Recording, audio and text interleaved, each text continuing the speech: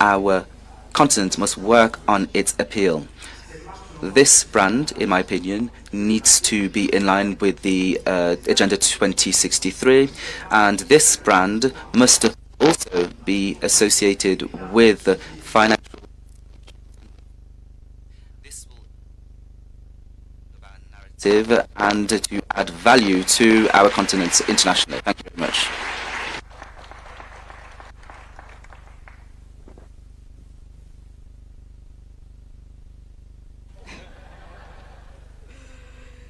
Merci, Jean-Wilfried. Thank you very much, Jean-Wilfried Marois. Millions of young women follow you on social media because they identify with you. You live in between two continents, the two cultures. What can the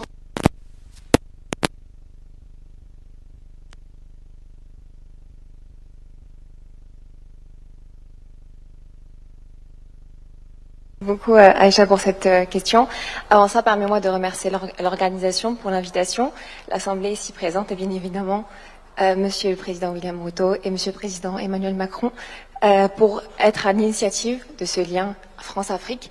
Sachez que c'est extrêmement intimidant d'être à côté de vous, mais c'est évidemment un honneur.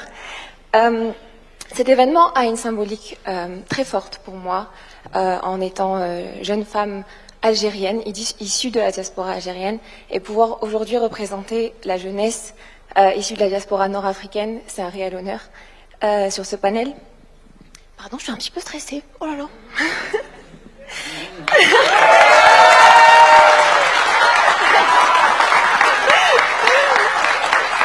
Merci.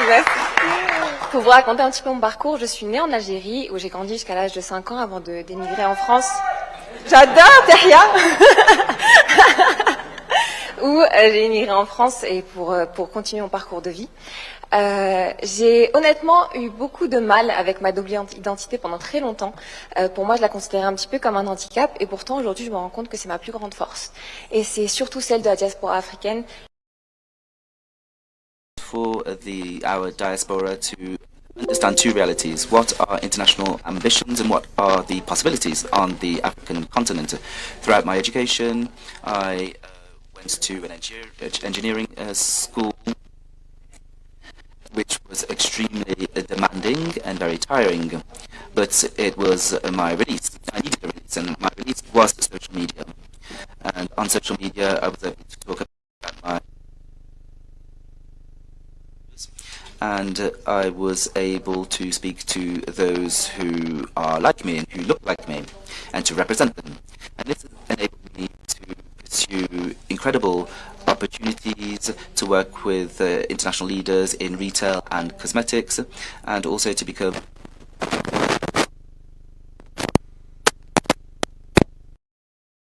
j'ai toujours ressenti un vide et une volonté très forte de devenir une valeur ajoutée pour mon pays natal, l'Algérie. Et c'est pour ça que depuis 3 ans, avec mon mari, nous développons plusieurs business sur plein de secteurs différents, la restauration, l'immobilier et notamment l'industrie, avec l'ouverture de notre usine de produits de cosmétiques Made in Algeria. Stop taking meeting notes and let et aussi avec la création de notre marque, la première marque premium de maquillage en Algérie. Et avec ce projet, c'est au-delà de la beauté, avec ce projet, j'avais vraiment l'ambition et la fierté de me dire que le Made in Algeria, le Made in Africa, peut rivaliser avec les concurrents mondiaux, et surtout ne pas avoir peur en Algérie et avec ce projet sur la scène internationale. Et c'est pour ça que j'ai voulu me dire que aussi, à notre échelle, avec mon mari, de participer à l'économie locale, créer, investir, créer des emplois et avoir une vraie valeur ajoutée, économiquement parlant, et avoir cette ambition d'exporter avec les normes européennes. Et c'est ça, finalement, notre rôle en tant que groupe issu de la diaspora africaine, c'est de se dire que nous sommes là pour créer des ponts économiques, des ponts culturels, des ponts humains.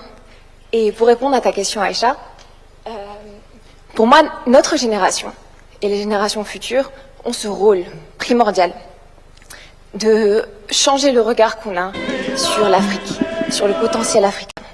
Et le message que j'aurais aujourd'hui à donner à la jeunesse africaine, c'est croyez en vos ambitions, croyez en vos rêves. Et surtout, dans des pays africains, que votre ou que ces pays africains aient décidé, par exemple, cela peut se concevoir, qu'ils voulaient avoir des représentants de leur culture, de leur propre patrimoine, dans des musées universels qui se trouvent dans des villes mondiales. Cela peut se concevoir. Merci. Croire en ses rêves, croire en son identité. Monsieur le Président, Jean-Wilfried et Marois viennent de montrer qu'une nouvelle génération africaine construit ses propres récits, ses propres marques, sa propre influence. Dans cette salle, nous avons des innovateurs, des entrepreneurs, des créateurs. Quel est votre message à cette génération?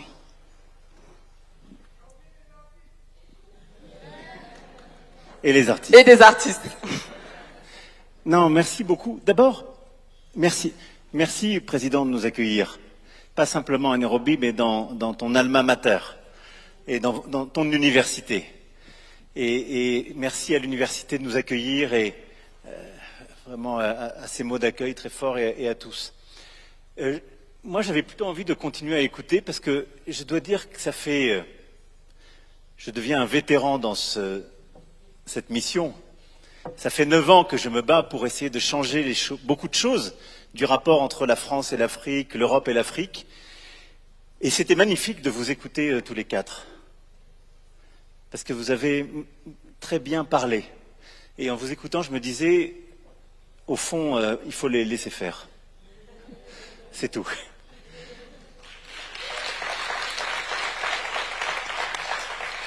Mais plus sérieusement, je trouve que la bataille qu'on a, je vais vous dire quelques convictions. La première chose, pourquoi il fallait changer ce continent? Normalement, ce type de sommet aurait commencé par une rencontre entre les dirigeants français et africains, ou européens africains, et les dirigeants européens, français, seraient venus et auraient expliqué aux dirigeants africains, et après peut-être à la société civile, vaguement, on a bien regardé votre situation, voilà ce qui est bon pour vous, on va vous aider. Et je crois que c'est plus du tout ce dont l'Afrique a besoin et ce qu'elle veut entendre. Le président l'a très bien dit hier, il dit « Nous, on ne veut plus ça. On n'a pas besoin que vous nous aidiez. » Et ça tombe bien parce que nous, on n'a plus totalement les moyens non plus, si on est lucide. Et en plus, ça crée plein de tensions. On a toujours des polémiques à la maison. Les gens disent « les aider », puis après, on a déjà tellement de problèmes, etc. Non! L'Afrique, elle est en train de réussir. C'est le continent le plus jeune au monde, c'est le continent qui a le plus de croissance au monde, donc juste, l'Afrique, elle a besoin d'investissements pour être plus souveraine, Kate l'a très bien dit, et nous, on a envie d'être des partenaires d'égal à égal, parce qu'en fait, on a exactement le même combat à mener en Europe. Et en vrai, c'est exactement ça qui se joue. Et on commence ce sommet Africa Forward en vous écoutant, vous, la jeunesse du continent africain, nous dire « voilà mes rêves, mes ambitions, ce que je suis déjà en train de faire ». Et nous, on vient en disant « bah ok, nous, on a des investissements à faire, c'est intelligent pour vous, c'est bon pour nous, on le fait ensemble ». Et nos défis sont jumeaux. Et nos défis sont exactement ceux que vous avez décrits, qu'il s'agisse de technologie, d'IA, de paiement, ou qu'il s'agisse, comme on dit aujourd'hui, d'industrie culturelle et créative, ou de récits, vous l'avez très bien dit, Acha, tout à l'heure.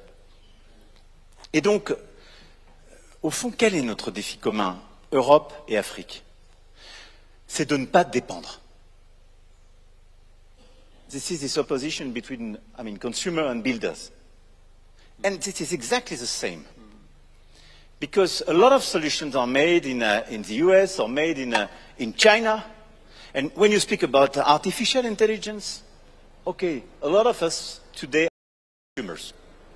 So I think we have a common fight, a common battle together of investment, which is to build our strategic autonomy for Europe and Africa. And if we build it together, we will be much stronger. So we need infrastructure. And this challenge of building infrastructure is exactly the same in Europe. Computing capacities. Okay, if we want to make infrastructure, let's invest. In order to do so, and this is a challenge, by the way, that President Ruto is facing here and fixing, this is the energy challenge. No chance to build any AI infrastructure and computing capacities without energy. So we have to build much more energy facilities, renewables, nuclear, in order to deploy electrification of our common use in Europe, electrification for households and companies in Africa, but in order to build additional capacities and computing capacities, first challenge, and to build foundational models and companies on that. Everything, when we speak about infrastructure, is about sovereignty. And this partnership between Amini, Bull, and Foxconn, for me, is a perfect example of this sovereignty, this common sovereignty story. African, European, and Taiwanese company.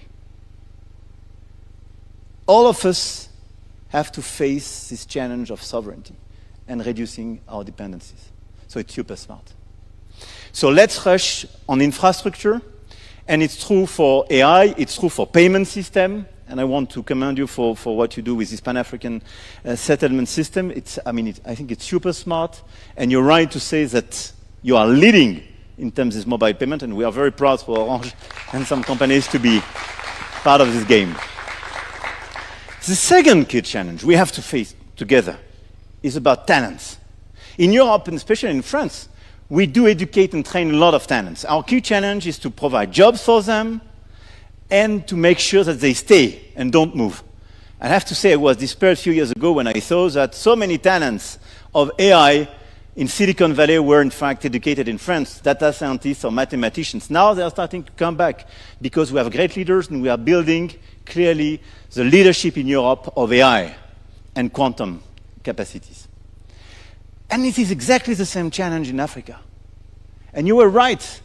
You have to train more, and I'm super proud of what we are doing here with the investment of the French Agency for Development and the university to build on STEM and AI, new capacities, new partnerships with our best universities. And this is exactly what we want to do through the continent. How to educate and train more and more talents to make sure that they will be trained here in the best education system, with the best partnership, and they will stay and help the country to develop and help the continent to develop. And this is why we will expand these partnerships between our universities and the African universities. We will accelerate this trend of investment, and this is why I want to thank our companies to clearly accompany this work on Orange during this summit. We'll announce, thank you, Christelle, this 50 digital centers. I think this is extremely powerful, with 1 million young African people being trained through this Orange Digital Center by 2030.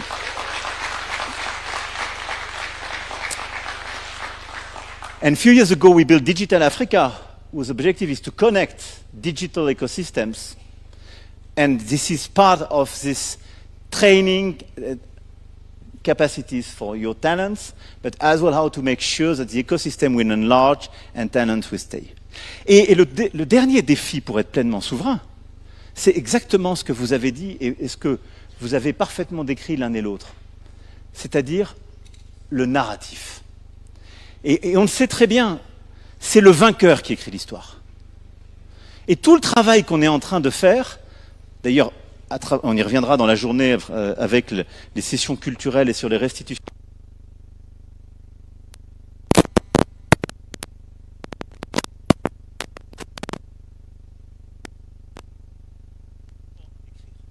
But there's also a contemporary narrative to write, and this can... En tout cas, s'il n'est pas fait par les Africaines et les Africains, il n'y a aucune chance que cette histoire soit la bonne.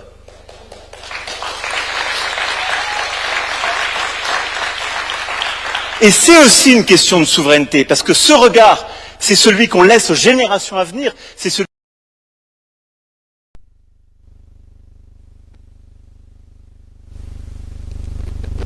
This will give you a greater ability to forge ahead.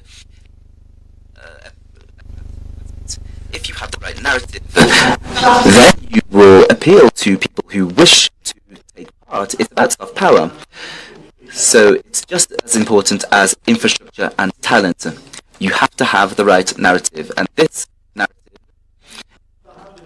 enables us to ensure that culture, technology, and the economy are taken as one. However, it's important for this narrative to be written by Africans, and if this is done, then it will have. And that's why I'm extremely impressed by the example of Benin. Remarquable, qui est passé par la culture et par l'économie, mais je suis moi très impressionné par ce que le continent est en train de faire. Et au fond, il y a un panafricanisme positif. J'ai adoré ce que vous avez dit sur la marque, mais on a souvent mis le panafricanisme autour de discours qui étaient très négatifs, revendicatifs, un peu revanchards, un peu anti-ceci ou cela. Il y a un panafricanisme qui est celui de votre génération, qui est positif, qui veut juste conquérir tout, bâtir son continent, soulever ses défis, attirer les investissements du monde entier et dire « Moi, je suis là, j'ai envie de bâtir, j'ai pas envie qu'on m'impose des solutions qui viennent d'ailleurs. Je veux développer mon pays, mon continent et choisir. »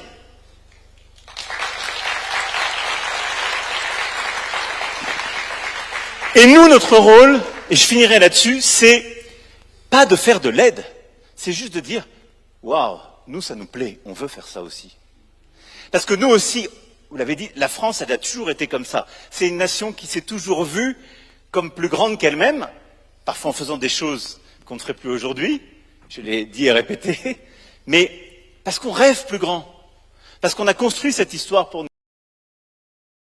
Et moi, c'est ce qui fait il y a deux raisons qui font qu'on a envie d'être avec vous aujourd'hui et que ce sommet est très important pour nous. La première, on veut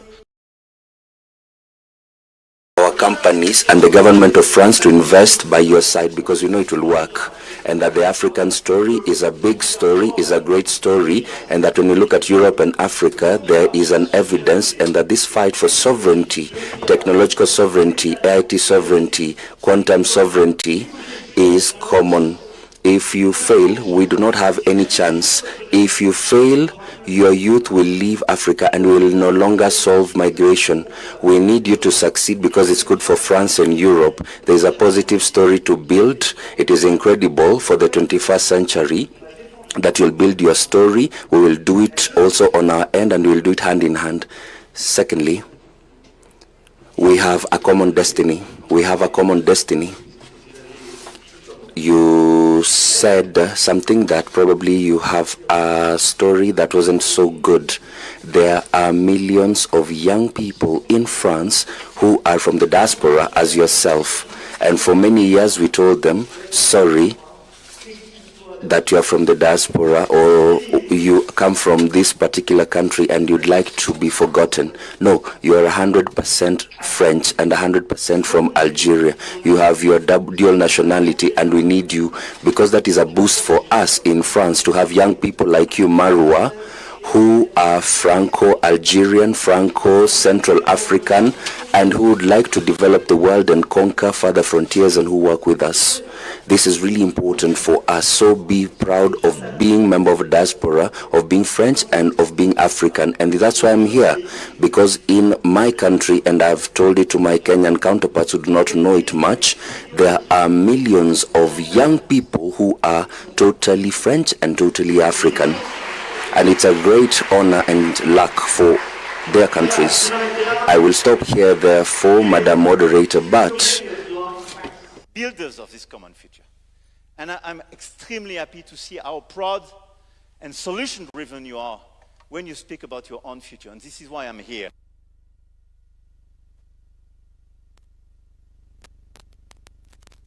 I am leader of a country who wants to be part of that, who wants to invest here, who is very proud of our own past and future. But this partnership, this balanced, generous, lucid, and equal partnership is precisely how we will frame and build our common future. So thank you.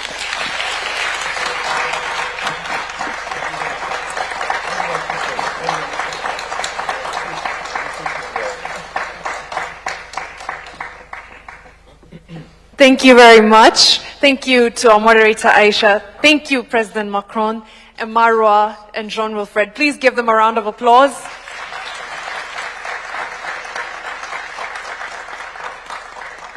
And I love the emphasis, President Macron, on the fact that you can be both, that it doesn't have to be one or the other, and this emphasis on sovereignty as well. I'll also say that something that Jean-Wilfred said about the brand Africa is definitely conversations that I've been hearing happen, and I can't wait to see a time when Muranga tea from Kenya has the same brand recognition that champagne from France has, right? That fish from Lake Victoria has the same brand recognition that salmon from Norway has, right? And we're getting there. We will get there if we continue to have these conversations, but also get something tangible out of them. I know the fear of summits sometimes is that it's talk and there's nothing concrete, but there will be concrete action points from this Africa Forward Summit, and I think that's an amazing thing. We're just about to get into a presentation on a white paper about Africa and innovation in democracy. But before we go there, I think music is something that brings people together, and if there is a song that I feel brings France and Kenya together, and the continent as a whole, is Premier Gao. Anyone heard it? Mr. DJ, I think we just did a little taste of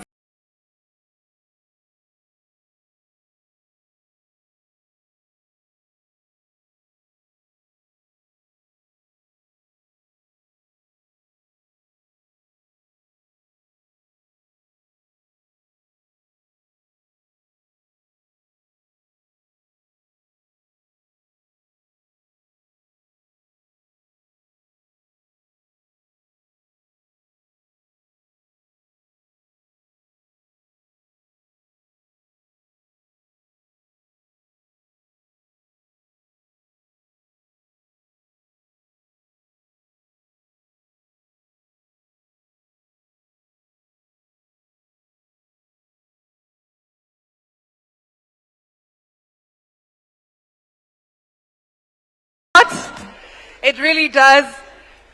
We are talking next about innovation in democracy, and Professor Achille Mbembe is a historian. He's a political scientist. He is someone who has done a lot of work researching what democracy for Africa looks like. Sometimes we make copy-paste systems without thinking, how do I make this work for me? So he's presenting a white paper on what innovation in African democracy looks like. Please help me give a warm round of applause and a welcome to Professor Achille Mbembe.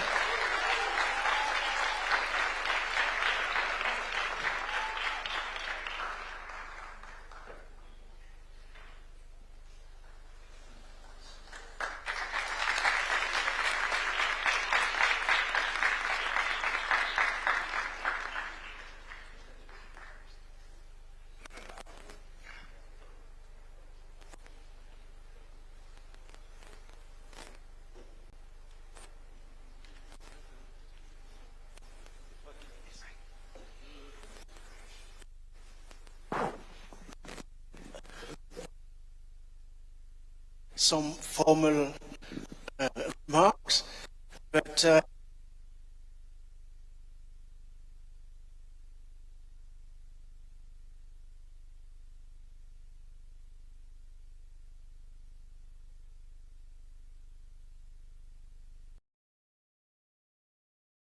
my dear friend Emmanuel's speech,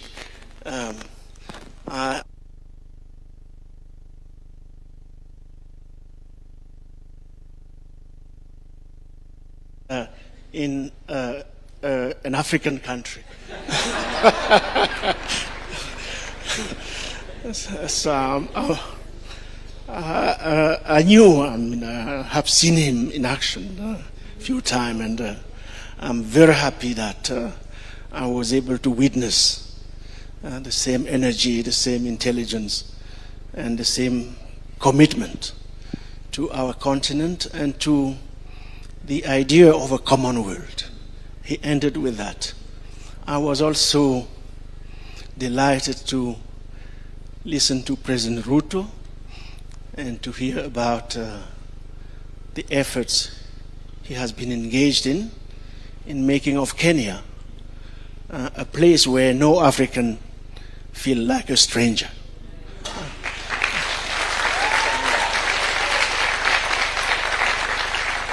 All that we heard from President Ruto and Emmanuel, we heard it yesterday. The same joy, the same passion, the same energy was expressed yesterday during a pavilion. The Innovation Foundation for Democracy, the Paris Peace Forum, and the International Commission for Jurists, Kenyan section, we held at another university, Strathmore University, not far from here indeed. And what we are bringing to you this time is in the form of a book. I won't be summarizing the book here. The book contains no less than 60 proposals, which are not proposals for governments, which are not proposals for business, which are proposals for all, beginning with civil society organizations themselves, in the full knowledge that these days governments, business, and civil society and communities have to work together. There's no other way. And that we have to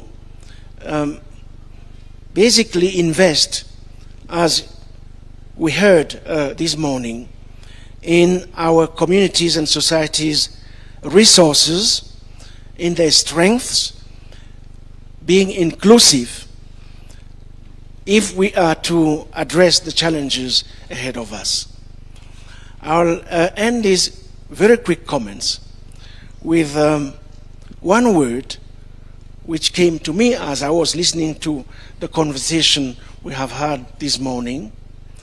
When it comes to telling the world what Africa is all about, I will say it in French because I really haven't found a proper translation in English. I hope that the translators will do their job. L'Afrique est une réserve de puissance et une puissance en réserve. I believe that that's what I heard this morning, and I would like to leave it at that. So this is the book. Voilà. It's a lot of reading for the two presidents, but since they read so well, I'm sure that they go through it. Thank you very much, and excellent. Maybe let's see. Thank you very much. Thank you very much. Thank you. Bravo. T'as tout dit. Thank you so much, Professor Ashiru. Thank you. Please give him a round of applause.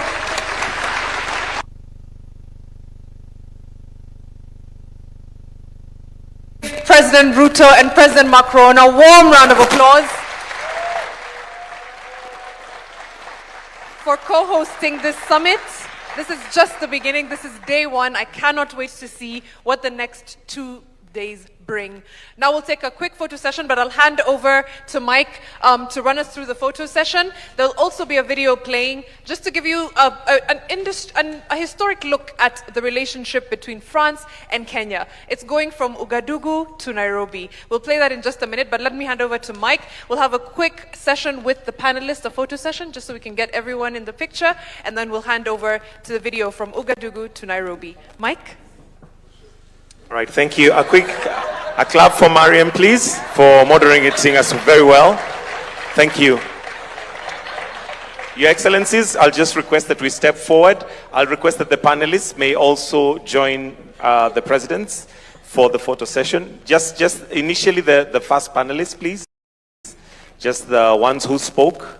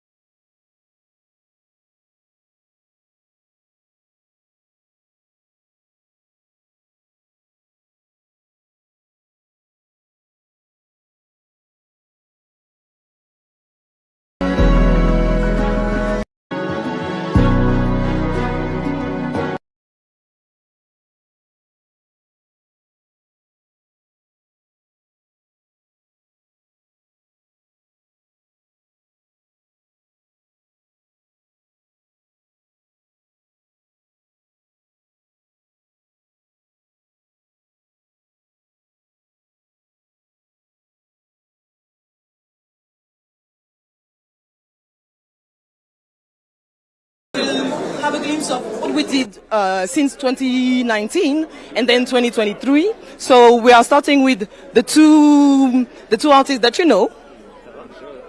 Tabiso Vili from South Africa and Inka Kenzia. It's not working. Thank you so much for being here. Yeah, no, thank you for the invite. So can you explain us your work and what is the relationship between us, like Monza, the government, and what we are trying to do for the future? In few words. Yeah. So our project is going to be Kwasuka Sukela, which is a Zulu word for once upon a time or in the beginning. So we collaborated together in 2023 to research with different poets the different origin stories across Africa. And then we took those origin stories and then we transformed them into poetry that explores a new African origin story in relation to science and the Big Bang and spirituality as well. We did that with 4 poets with immersive language. We've had a long partnership as well since 2019, with Citizen Africa, with Tosi. So we've been working on a lot of immersive work and are excited to keep working together in this African and French collaboration. So you're going to see the work inside of the box, but Inka is the designer. Can you please explain us how did you work? Yes, thank you so much. So thank you for seeing that. We collaborated with AI on this as well, but also really focused on bringing as many fine artists and artists into the work. So all the elements that you see in there that are animated also are coming from humans.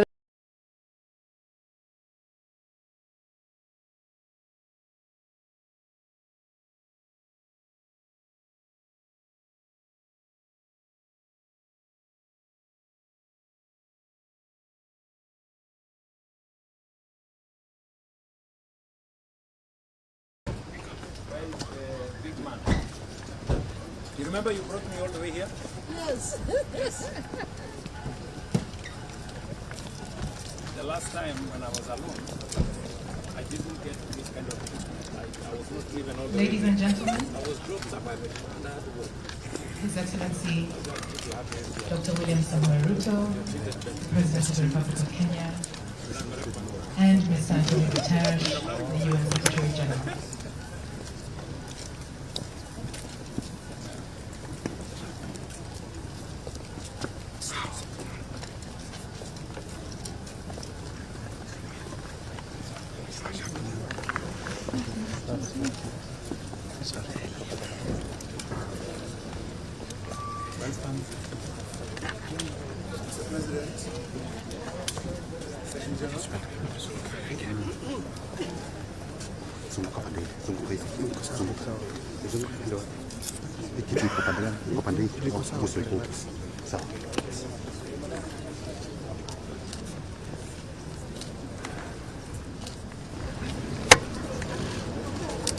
Your Excellency, Dr. William Samoei Ruto, President of the Republic of Kenya, and Mr. Antonio Guterres, Secretary General of the United Nations, distinguished guests, we are now ready to begin this segment of the program.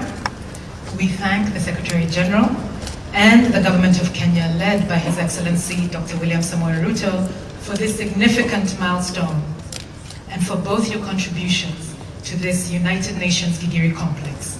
I now invite you both to unveil the plaque to inaugurate these new buildings at the UN office at Nairobi.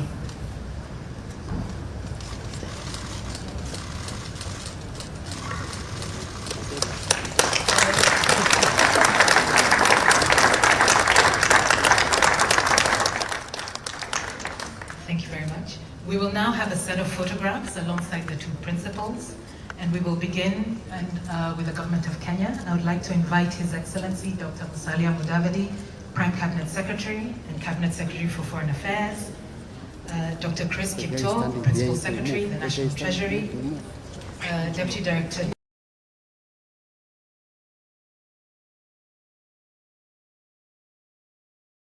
Jambi Kiyungu, Her Excellency Dr. Ida Odinga, Permanent Representative of the Republic of Kenya to UNON and UNEP, Her Excellency Ms. Susan Nakumicha Wafula, Permanent Representative of the Republic of Kenya to UN Habitat, and His Excellency Mr. Ekitela Lokale, Permanent Representative of the Republic of Kenya to the United Nations in New York. So that will be the first photograph. Come this side.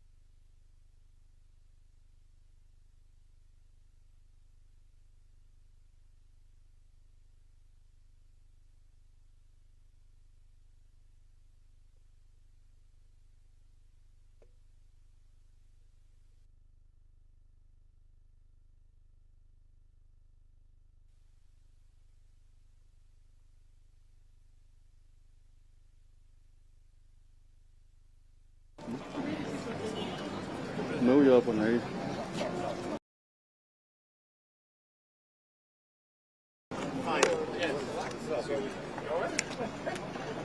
Again, did you enjoy the event?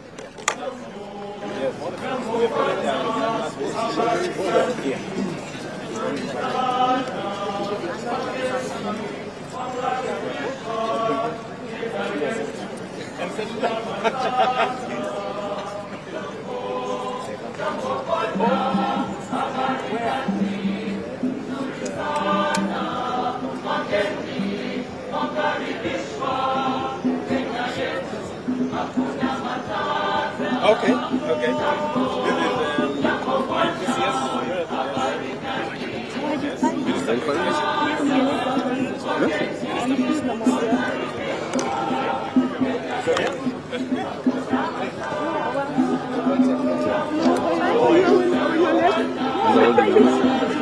I'm good.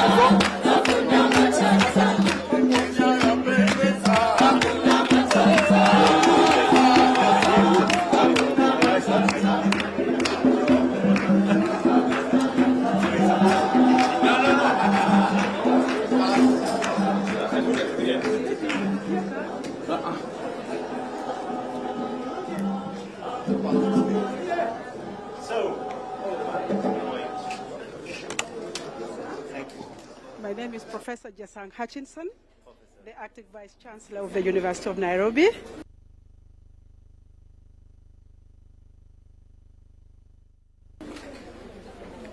The architectural design of the engineering and science complex that is supported generously by the government of France and also the government of Kenya.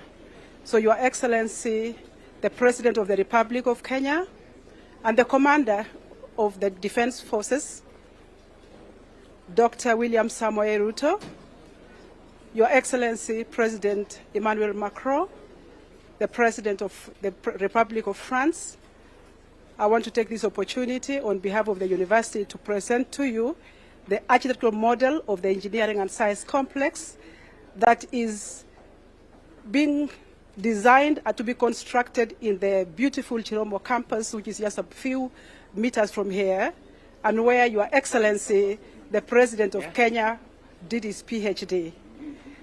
And therefore, this complex has taken in the cutting-edge technologies from France, but also the unique cultures and lifestyles of Kenyans in the warm tropics of Kenya.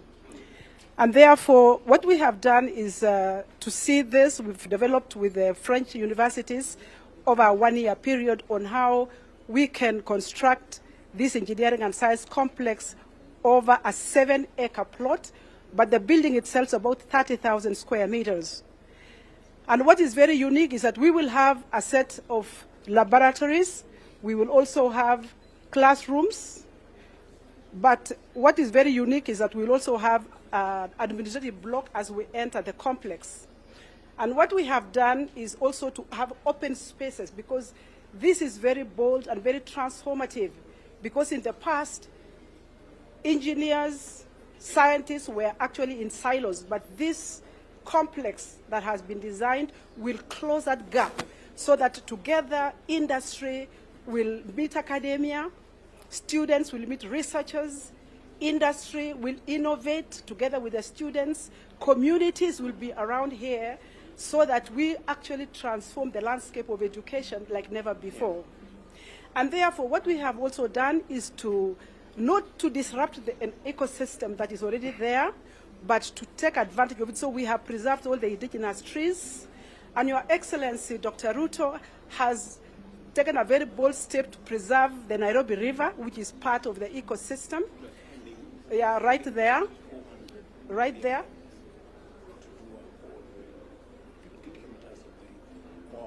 Excellent. How many students will you have? So the complex, we are hoping to see a total of 7,000 students go through this, where they come in and they will be interacting around 8, what we are calling communities of excellence. Other people will call it centers of excellence, but we think those centers of excellence are the ones that are going to transform the way learning is done like never before. So the 7,000 students, we have 250 members of staff, researchers, private sector partners, and we even have a very interesting building that is the wellness center, but also where mothers can breastfeed their babies. Oh. And then we will have a boulevard to go through the entire campus, because we are going to keep the roads away from the campus, so that there is a boulevard that gets across all the campus. But more transformative is this center here. Some have called it the democratic space. Some have called it the innovation space. And that is where even students from primary school, from secondary school will come to interact with scientists, with researchers. And also, yeah, that space is going to be very interesting, where ideas, no matter how small, will be inculcated into the research agenda, into the academic agenda. Innovators will be here, even funders. A meeting room, a meeting place, where all ideas will be cultivated, because we see this as being very transformative, that the country will never be the same again, because as graduates come out of this, they will have a different mindset of entrepreneurship, commercialization, they will have interacted, so there will be nothing about going to look for a job. They will be the job creators for our countries going forward. And therefore, we want to take this opportunity as the University of Nairobi to appreciate the government of Kenya and the government of France for allowing the University of Nairobi, being the best in Eastern and Central Africa, to take the next step to be globally competitive, but also transforming and transforming societies. Because we think academia sometimes can be a silo place, but this is a place where all of us around the 8 centers of excellence, clean energy, and among others, all of them will be there. Yes, all of them, chemistry, food and nutrition, security, all those elements. But what is very interesting is that this campus is a smart campus, but also clean energy. And therefore, we have a lot of solar panels. We are taking advantage of the the natural ventilation. And therefore, this, everything, yes. So this is a transformative, not just in the construction, but what will happen inside there is what is more transformative in our view.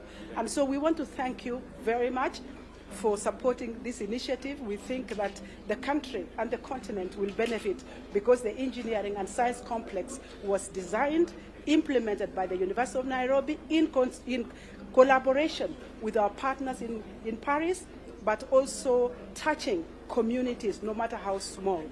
Allow me, Your Excellencies, to point to a small movie that will actually give you the insight of how it will look like going forward. I want to thank you, Your Excellencies, for your kind attention. Okay. Very good. Today, how many students do you have? Today, we have about 50,000 students. And so the 7,000 will be the ones. Yeah. This program is going to support our STEM transformation. Yes. Of 7,000. Of 7,000. Yes. We're pushing because of our development requirements. We're pushing up to 60% of students partly from primary. Yes. STEM subjects. Science, engineering, mathematics. Okay, we see your Yes. boulevard I mentioned. Yeah, so this term will really support our trajectory for Vision 2030 to be newly industrialized as a country. And Your Excellency has challenged us to think beyond even Singapore, think beyond France, to be the next place in Africa.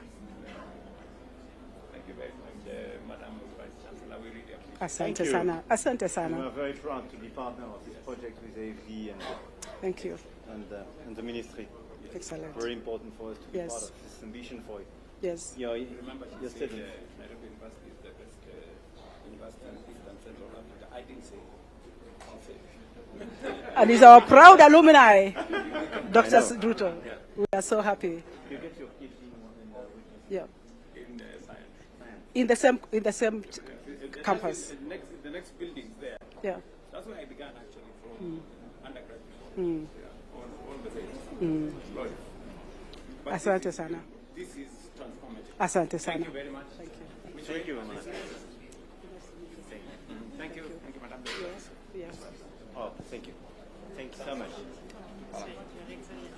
Very good.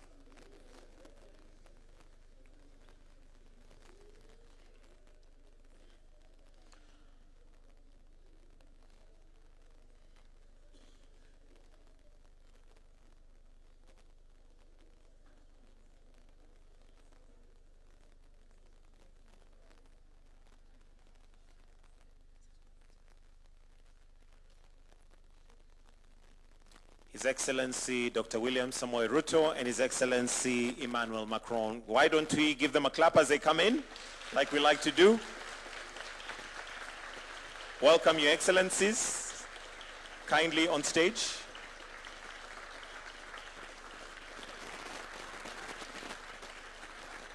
Welcome, Your Excellencies.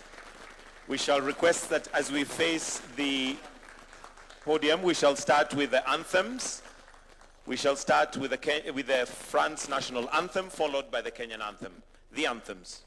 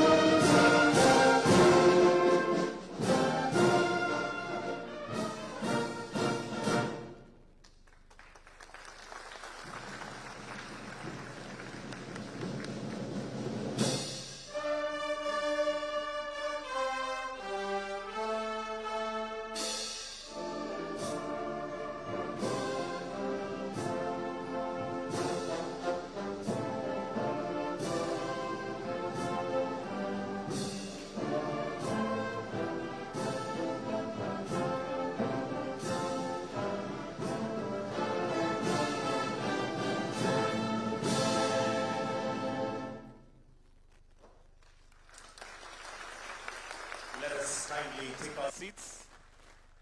Your Excellencies, for a moment there with the national anthems, it sounded like we were in a concert, hence the claps. Your Excellency, Dr. William Samoei Ruto, President of Kenya, Your Excellency, President Emmanuel Macron. This morning, allow me to start off the program with inviting Professor Patrick to do a very brief welcome to the university before we start our panel discussions. Professor Patrick, kindly if you can come and just do the quick welcoming remarks. Let's welcome him with a clap, please. Professor, welcome. Youthquake. For the young people in the audience, 3 things. 1, did you know every single month across Africa, 1 million young people like yourself come to the labor market? Youthquake. Number 2, did you know that only 1 of 4 of those 1 million people coming to the labor market finds a formal job? Youthquake. Number 3, did you know there are 2 global leaders this morning inaugurated the first ever science and engineering complex, combining you with industry, with research, to create what? 3 things. Jobs, jobs, jobs. And it is these 2 leaders, President Ruto, you're one of us from the University of Nairobi. Thank you so much for your leadership in driving this agenda. And it is you, President Emmanuel Macron, may I say boldly, the strongest friend of Africa. Why? By putting your money where your mouth is and delivering this science complex. Thank you so much of coming to the University of Nairobi. This initiative, finally, is not just for Nairobi. It's not even just for Kenya. It's the prototype for Africa. Thank you for your leadership. Thank you so much.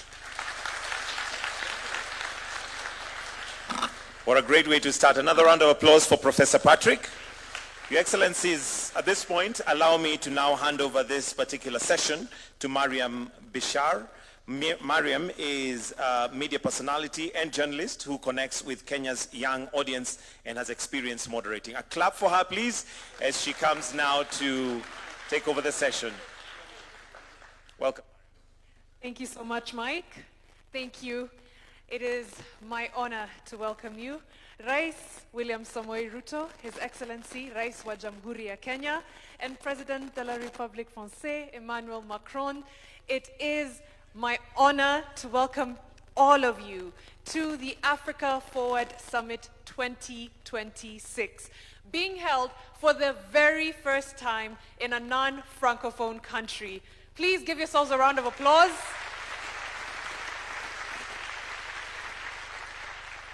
This is an immersive gathering of 30+ heads of state, 1,500+ business leaders from across the globe. But most importantly, it is also a gathering of the people that make up more than 70% of this magnifique continent we call home, young people. So over the next few days, we are going to learn, interact, network, to basically get a feel of the African continent and how it relates to France, how it relates to the world, how it relates to the West. We are breaking barriers. I hear people say that the world is no longer facing east or west, it is facing south. And I think it's time that we take our place and we act as such, right? Yes.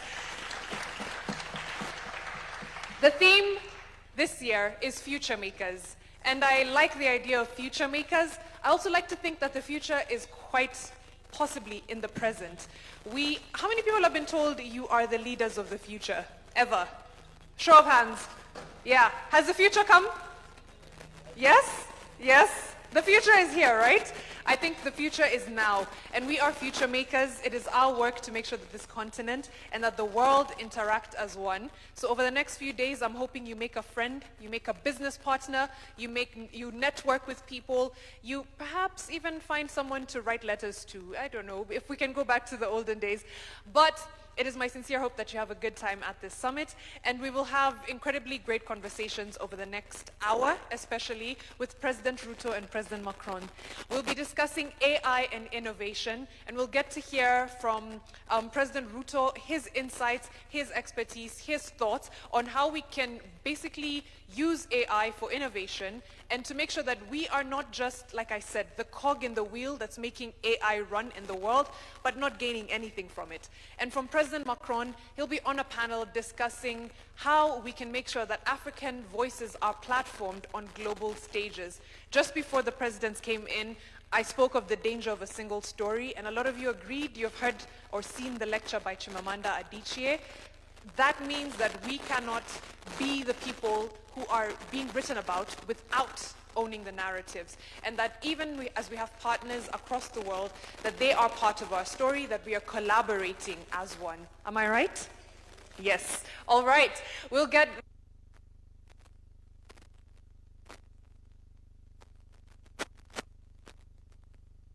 A journalist, a TV presenter. She's also a comms expert, and she will be walking us through.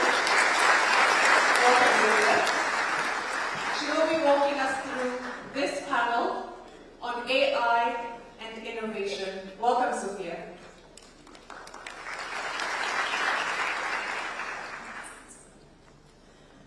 Good morning, Excellencies, distinguished guests, innovators, founders, and especially the young people shaping the future of Africa. Are there some young people in the room today? Are there some young leaders in the room today?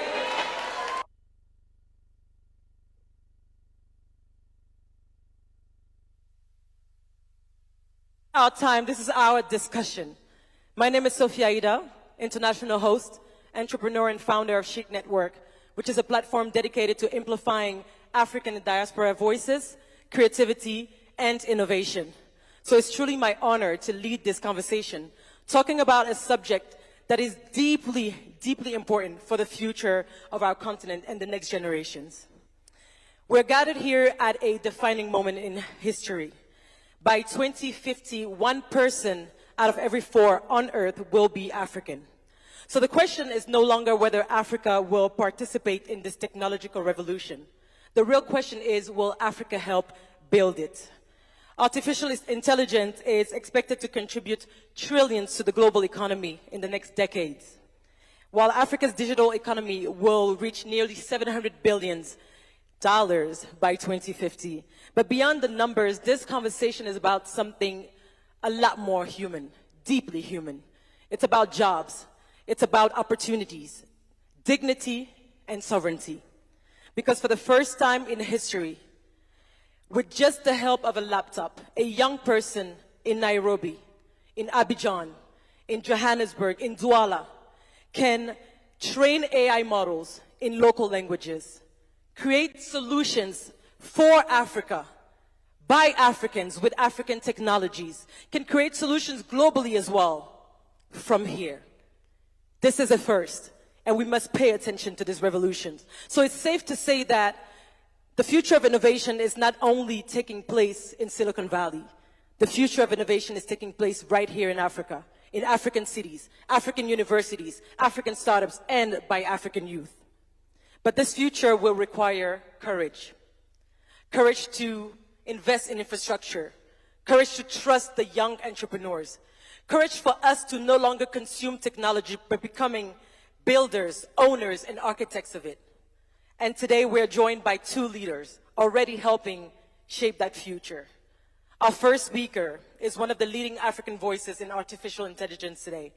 She's not only building technology, she's helping redefine who shapes the future of AI. Through Amini, she's building sovereign AI infrastructure for Africa and the global South, enabling countries to create value from their own data, talent, and innovation. From Ndivya to Intel to ARM, her career has been dedicated to expanding access to frontier technologies and now to position Africa at the center of AI conversations. Ladies and gentlemen, please help me welcome to the stage the founder and CEO of Amini, Ms. Kate Kalot.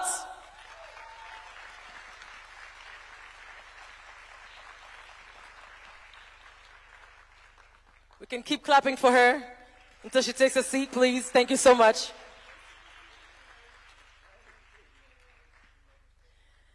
Our second speaker represents a new generation of builders connecting Africa through technology and entrepreneurship. As co-founder of Julaya and president of French Tech Abidjan, he's helping build the financial infrastructure powering African businesses across borders. Based in Abidjan and active across West Africa, he believes that Africa's next generation of jobs and economic champions will come from Africans building solutions for African realities. Please put your hands together for Mathias Leopoldi, co-founder of Julaya, president of French Tech Abidjan, and apparently he's a young leader de la French African Foundation. Make some noise for him.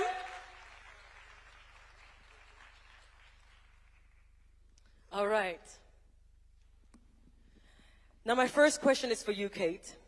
As one of Time's 100 most influential people in AI, what gives you optimism about Africa's positioning in this digital transformation that we're talking about, and what must we do now to become builders of AI instead of consumers of it? Thank you for the question, which I think it's probably the most consequential question Africa is facing today in the age of AI. Builders or consumers? But for me, this question is deeply personal, because I am African. My parents are from the Central African Republic, but I am also French. I was born and raised in Paris. And I spent the past 15 years rising to the top of the big US corporations in AI. But I saw something that was missing. I saw the missing infrastructure for our own builders. So 4 years ago, I decided to come home. And since then, home has been Nairobi.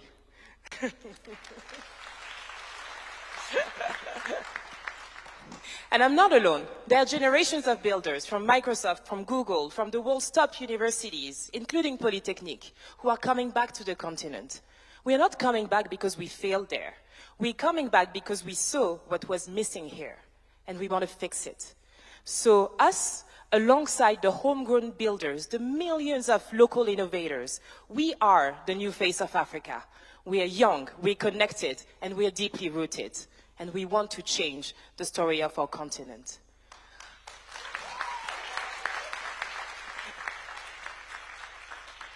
I often get asked why I left NVIDIA at the top of the AI revolution.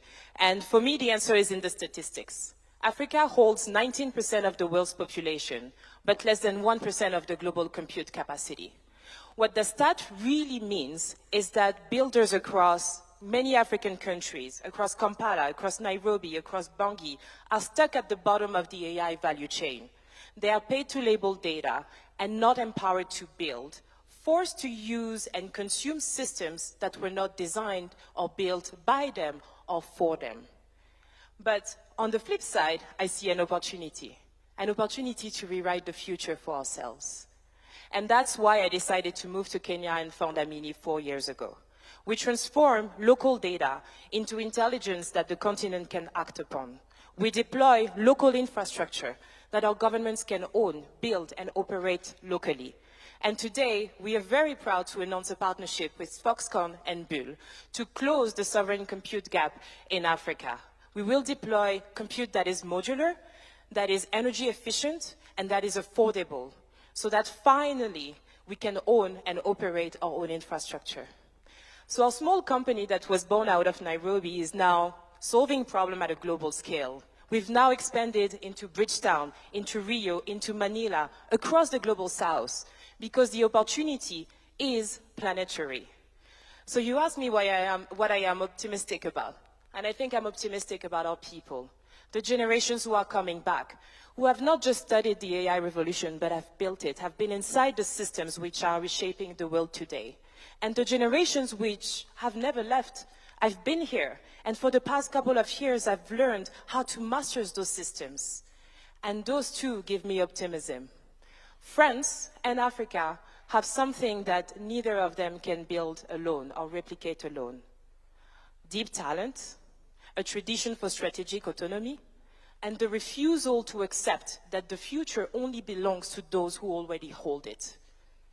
And for me, I hope that this is the new generation of the France-Africa relationship.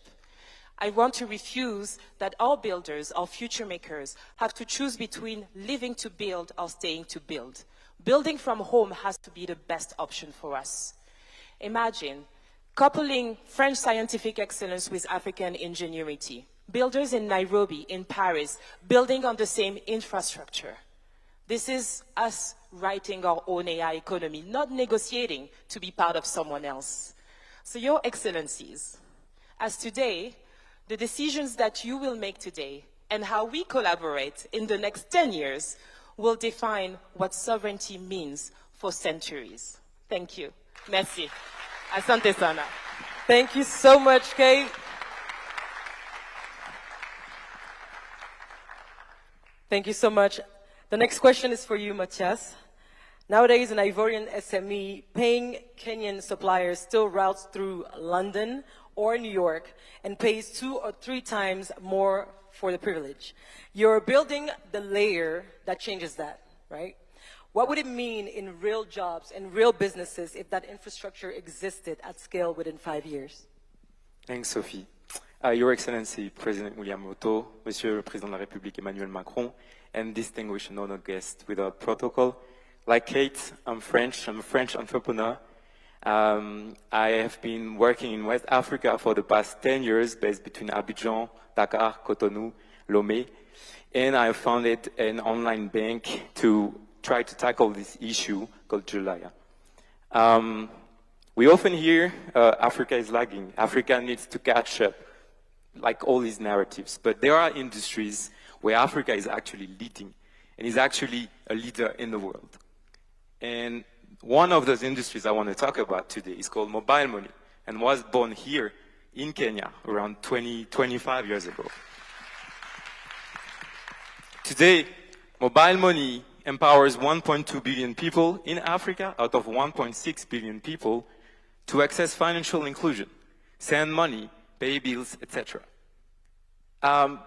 But there's a but. This revolution is not fully complete. Today, as you said, if you're a Kenyan SME, for example, you want to pay a Senegalese supplier, it takes a correspondent bank and the dollar to do it. It is not a problem of will, it is not a problem of talent, it is a problem of critical infrastructure. And this is being solved. There is a new institution called PAPS, Pan-African Payment Settlement System, which is sponsored by President Ruto, and which envisions to allow the 42 African currencies to transact with each other without going through the dollars, etc.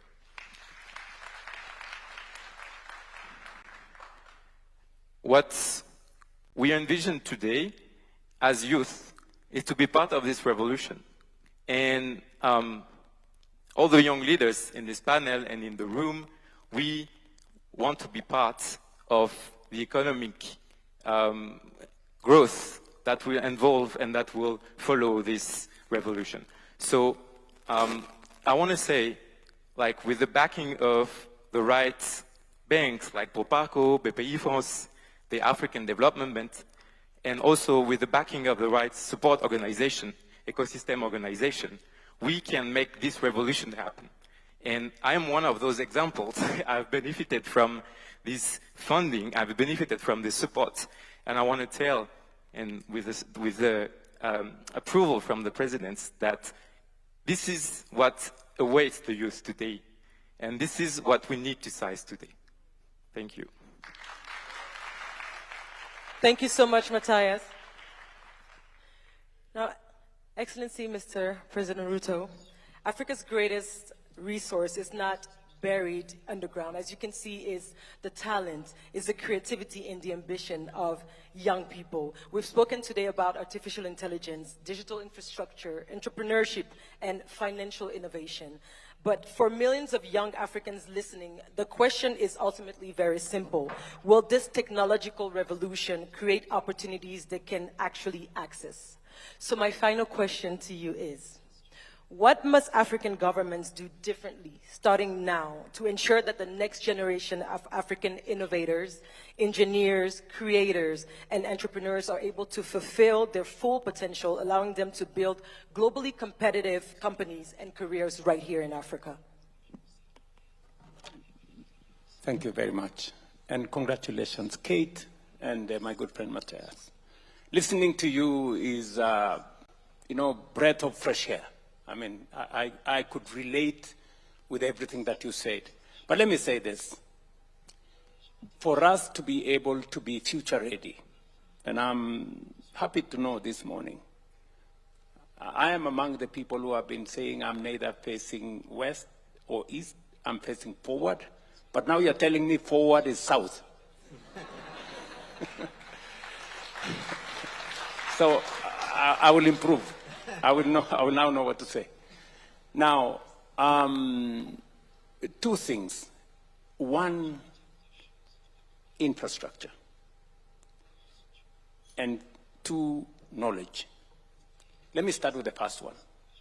There is every reason why we should have the right knowledge acquisition. We need to fine-tune the whole ecosystem around education. In Kenya, we have had to review the education system and to make it competence-based. There was a time we were teaching and the education was about academics and what you can cram and what you can regurgitate and what you can do. Today we are changing that to be much more experiential so that we get more skills, we get more competencies, and that is why 60% of our education is now targeted to STEM subjects that will inform what these two great young leaders are talking about. We have had to invest more in education, making sure that they have the right education, they have the right skills, they have the right competencies so that they can participate meaningfully. Number two is infrastructure, digital infrastructure, making sure that we have fiber optic across our countries, making sure that it is accessible, creating spaces where entrepreneurs, creatives, young people can undertake their assignments, their aspirations, and drive what these two good people have been saying. In Kenya, apart from reforming the education system, putting more money in and realigning education so that it speaks to the requirements of the now, we are also investing in digital infrastructure, fiber optic. They've just said we are manufacturing now here in Kenya a lot of digital assets, whether it is phones, whether it is computers, and all that digital infrastructure. We are laying fiber optic to 30,000 kilometers already in Kenya to make sure that every part of Kenya is in the loop. And then finally, the Ministry of ICT, and I have my minister here, is now working on how to bring the rest of the world into Kenya to experience. And I'm going to ask Kate why she chose Kenya. I would really want to know why, out of all the other countries, why she... There must be something in Kenya that gave her, there must be something. And it must be among the things I'm talking about. So making sure that some of the best companies across the world come to participate with us. Last year, Teleperformance, the largest BPO company in the world, set up office in Kenya. We have many BPO companies set up in Kenya. Why? Because we have young people with the right skills, we have the right infrastructure in terms of internet connectivity, and we have a very enterprising and entrepreneurial population. So in my opinion, this is the space in which we are operating, and I think every other country should be able to think in that direction, because the future is about technology, the future is digital, and AI is going to be at the center of it. Thank you so much, Your Excellency. Please, will you favor me with Kate? Will you favor me? We picked Kenya because of the ecosystem. like you mentioned. The ecosystem is vibrant and it's here. Thank you so much. Thank you, Your Excellency, for your remarks. Thank you, Kate. Thank you, Matthias. We are closing this first panel. Thank you, everyone. And Mariam, I give you the mic to follow this day. Thank you. Thank you. Thank you so much, Your Excellency, and Matthias, Kate as well, and Sophia for a wonderful job moderating. The fact that Kate left in video, which makes more money on a yearly basis than a lot of nations, to come and invest back home, says something that if we don't believe it ourselves, no one else will believe it, right? We have to set the precedent. And I think that's amazing. Also, what we're doing with the competency-based curriculum, as the President has said, is preparing ourselves for now and for the future. And I love that we're able to have these discussions in a room where the whole continent is represented. There we go. Speaking of representation,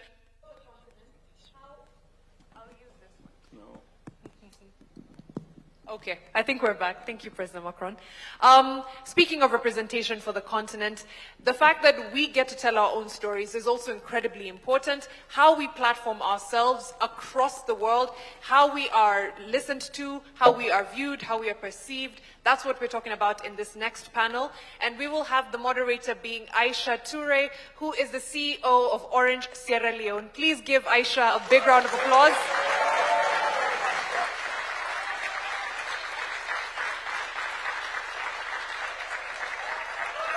Let's go.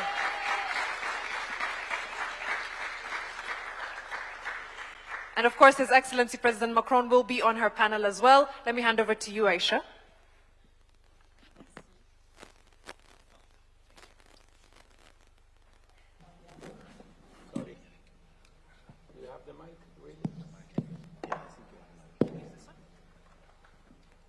Merci, Mariam.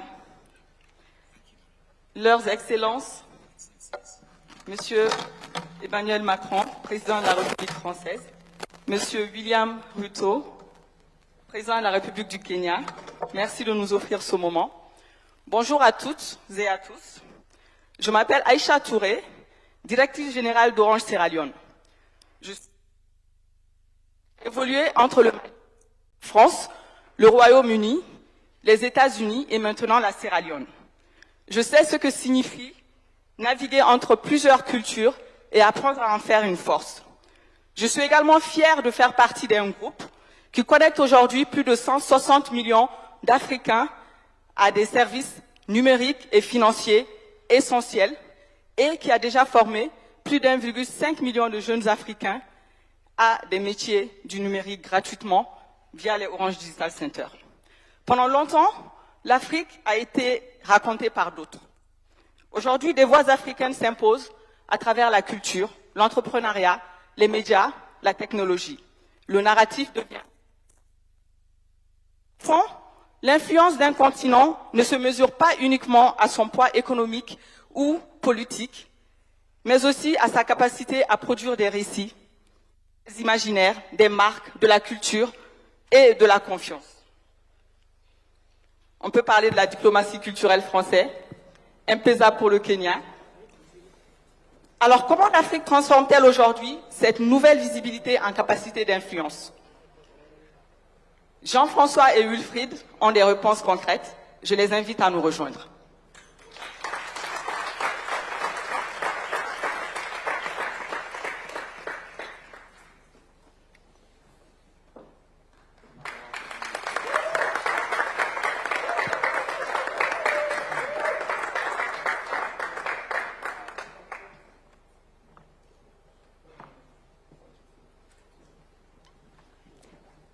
Jean-Wilfried Kemajou travaille depuis plusieurs années au rayonnement du continent africain à l'international. Il est notamment l'un des principaux architectes de la marque Bénin, un monde de...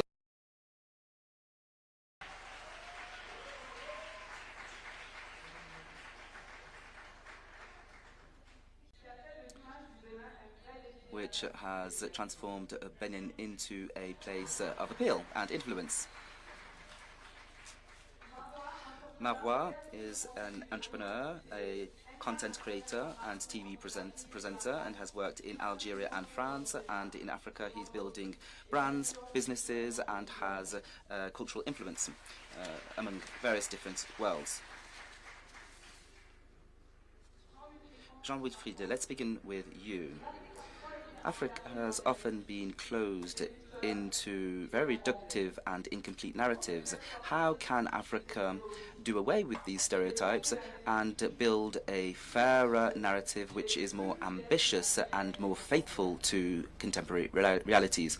Thank you very much. Thank you, Aisha, for the question. First and foremost, please allow me to thank His Excellency the President William Ruto, as well as His Excellency President Macron, to welcome us here today to speak to such an important topic. Before I give my remarks, $4.2 billion. This is an important figure. This figure represents what Africa loses each year due to negative stereotypes which are portrayed by international media. This has been shown. This demonstrates that the image of Africa is no longer just symbolic, but has concrete impacts on our countries, and therefore we must acknowledge this. In Africa, there is no nation branding without nation building. We must clearly, in addition to the appeal that we need to build, we need to also develop important sectors to our economy, whether it's education or health. There is a significant challenge currently. Many African countries do not tell the narrative of this transformation. And what happens is that this narrative is told by others. And when others tell our stories, what happens is that we are subjected to negative stereotypes. And therefore, this has a negative impact to our continent's image. Now, let me take the example of France, which since Versailles and Louis XIV has shone throughout the world. It's the same in the US with Hollywood. Even the South Korean wave, which is much more recent, has ensured that we're all fans of Squid Game, for example, on Netflix. So this demonstrates one thing. There is a voluntarist policy. Image is extremely important. There are concrete investments that enable international powers to shine across the globe. In Africa, often we talk about the continent in terms of war, epidemics, diseases, in terms of poverty. And I think that it's about semantics, and we need to flip this. We need to do away with this narrative of fighting against poverty in order to become powers or a power.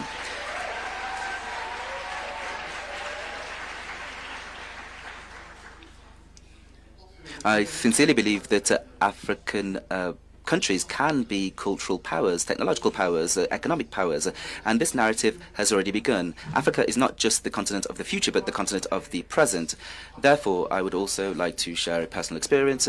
Benin, for a number of years, has been transforming, and in Benin, the country has sought to do away with this negative stereotype.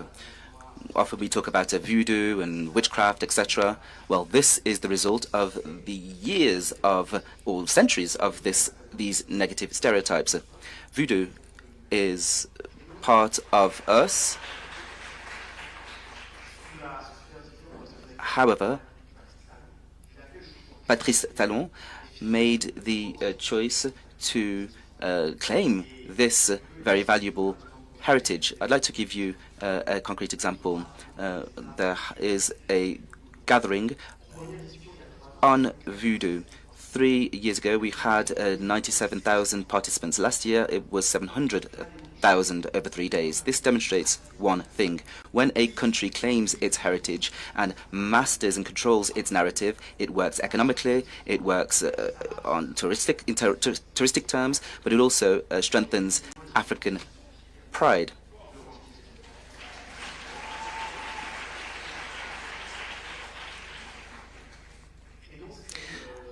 Therefore, I would say that this example enables me to answer your question as it relates to solutions.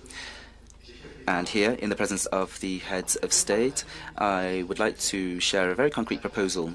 that I was lucky to share a few years ago, and that is to create the Africa brand. I think the time has come for us to have a brand, an African brand, because our continent must work on its appeal. This brand, in my opinion, needs to be in line with the Agenda 2063, and this brand must also be associated with financial. This will narrative and to add value to our continent internationally. Thank you very much.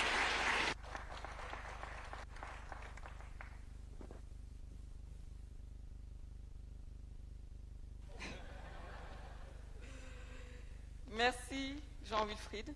Thank you very much, Jean-Wilfried Marois. Millions of young women follow you on social media because they identify with you. You live in between two continents, the two cultures. What can the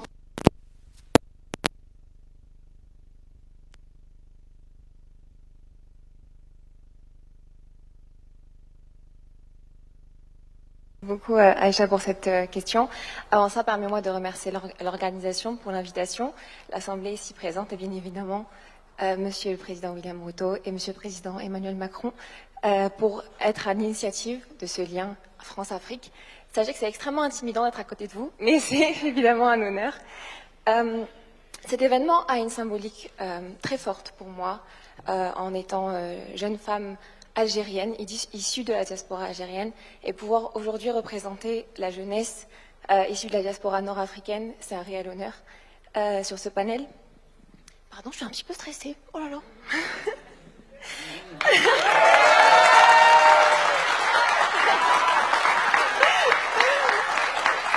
Merci. Pour vous raconter un petit peu mon parcours, je suis née en Algérie, où j'ai grandi jusqu'à l'âge de 5 ans avant d'émigrer en France. J'adore Tahia. Où j'ai immigré en France et pour continuer mon parcours de vie.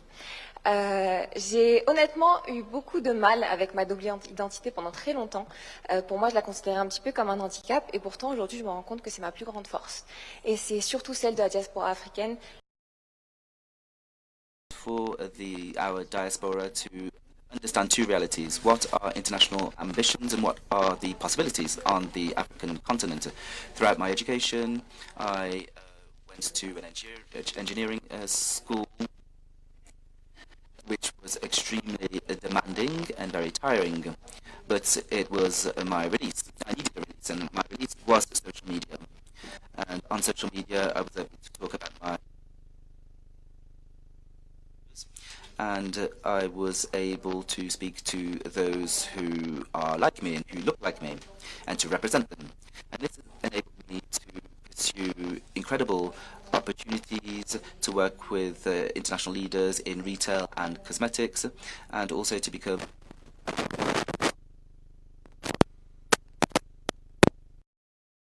J'ai toujours ressenti un vide et une volonté très très forte de devenir une valeur ajoutée pour mon pays natal, l'Algérie.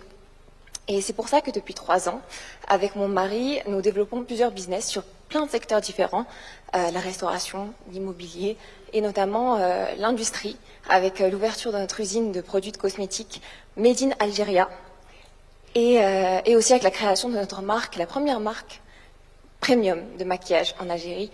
Et avec ce projet, c'est au-delà de la beauté, avec ce projet, j'avais vraiment l'ambition et la fierté de me dire que le Made in Algeria, le Made in Africa, peut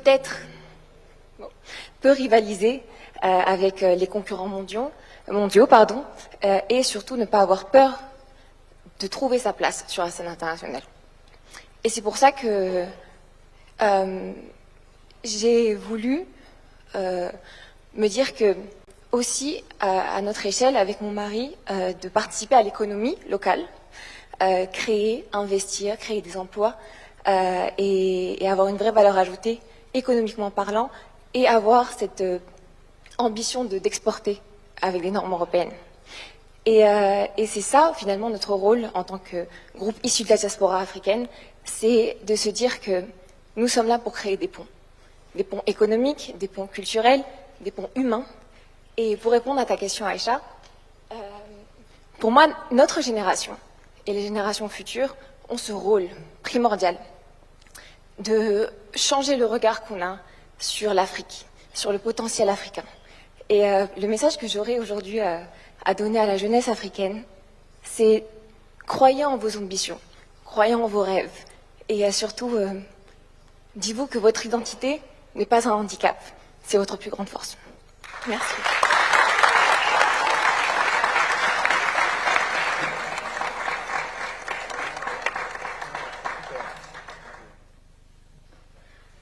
Merci. Croire en ses rêves, croire en son identité. Monsieur le Président, Jean-Wilfried et Marois viennent de montrer qu'une nouvelle génération africaine construit ses propres récits, ses propres marques, sa propre influence. Dans cette salle, nous avons des innovateurs, des entrepreneurs, des créateurs. Quel est votre message à cette génération?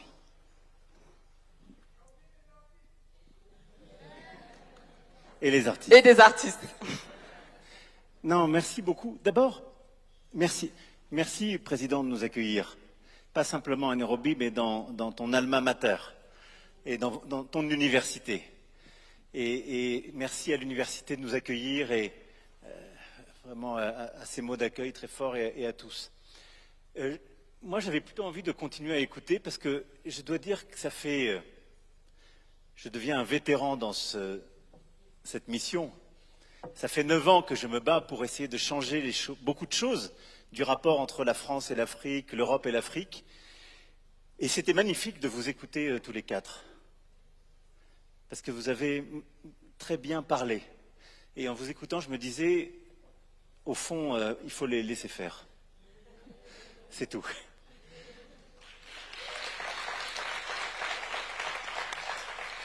Mais plus sérieusement, je trouve que la bataille qu'on a, je vais vous dire quelques convictions. La première chose, pourquoi il fallait changer ce continent? Normalement, ce type de sommet aurait commencé par une rencontre entre les dirigeants français et africains, ou européens africains, et les dirigeants européens, français, seraient venus et auraient expliqué aux dirigeants africains, et après peut-être à la société civile, vaguement, on a bien regardé votre situation, voilà ce qui est bon pour vous, on va vous aider. Et je crois que c'est plus du tout ce dont l'Afrique a besoin et ce qu'elle veut entendre. Le président l'a très bien dit hier, il dit « Nous, on ne veut plus ça. On n'a pas besoin que vous nous aidiez. » Et ça tombe bien parce que nous, on n'a plus totalement les moyens non plus, si on est lucide. Et en plus, ça crée plein de tensions. On a toujours des polémiques à la maison, les gens disent « Vous les aider », puis après, on a déjà tellement de problèmes, etc. Non! L'Afrique, elle est en train de réussir. C'est le continent le plus jeune au monde, c'est le continent qui a le plus de croissance au monde, donc juste, l'Afrique, elle a besoin d'investissements pour être plus souveraine, Kate l'a très bien dit, et nous, on a envie d'être des partenaires d'égal à égal, parce qu'en fait, on a exactement le même combat à mener en Europe. Et en vrai, c'est exactement ça qui se joue. Et on commence ce sommet Africa Forward en vous écoutant, vous, la jeunesse du continent africain, nous dire « Voilà mes rêves, mes ambitions, ce que je suis déjà en train de faire. » Et nous, on vient en disant « Bah ok, nous, on a des investissements à faire, c'est intelligent pour vous, c'est bon pour nous, on le fait ensemble. » Et nos défis sont jumeaux. Et nos défis sont exactement ceux que vous avez décrits, qu'il s'agisse de technologie, d'IA, de paiement, ou qu'il s'agisse, comme on dit aujourd'hui, d'industrie culturelle et créative, ou de récits, vous l'avez très bien dit, Aïcha, tout à l'heure. Et donc, au fond, quel est notre défi commun, Europe et Afrique? C'est de ne pas dépendre. This is this opposition between, consumer and builders. And this is exactly the same. Because a lot of solutions are made in the US or made in China. And when you speak about artificial intelligence, okay, a lot of us today are consumers. So I think we have a common fight, a common battle together of investment, which is to build our strategic autonomy for Europe and Africa. And if we build it together, we will be much stronger. So we need infrastructure. And this challenge of building infrastructure is exactly the same in Europe. Computing capacities. okay, if we want to make infrastructure, let's invest. In order to do so, and this is a challenge, by the way, that President Ruto is facing here and fixing, this is the energy challenge. No chance to build any AI infrastructure and computing capacities without energy. So we have to build much more energy facilities, renewables, nuclear, in order to deploy electrification of our common use in Europe, electrification for households and companies in Africa, but in order to build additional capacities and computing capacities, first challenge. And to build foundational models and companies on that. Everything, when we speak about infrastructure, is about sovereignty. And this partnership between Amini Bull and Foxconn, for me, is a perfect example of this sovereignty, this common sovereignty story. African, European, and Taiwanese company. All of us have to face this challenge of sovereignty and reducing our dependencies. So it's super smart. So let's rush on infrastructure, and it's true for AI, it's true for payment system, and I want to commend you for what you do with this Pan-African settlement system. I think it's super smart, and you're right to say that you are leading in terms of mobile payment, and we are very proud for Orange and some companies to be part of this game. The second key challenge we have to face together is about talents.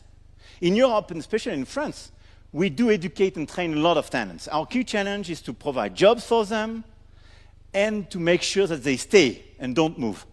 I have to say I was despaired a few years ago when I saw that so many talents of AI in Silicon Valley were in fact educated in France, data scientists or mathematicians. Now they are starting to come back because we have great leaders and we are building clearly the leadership in Europe of AI and quantum capacities.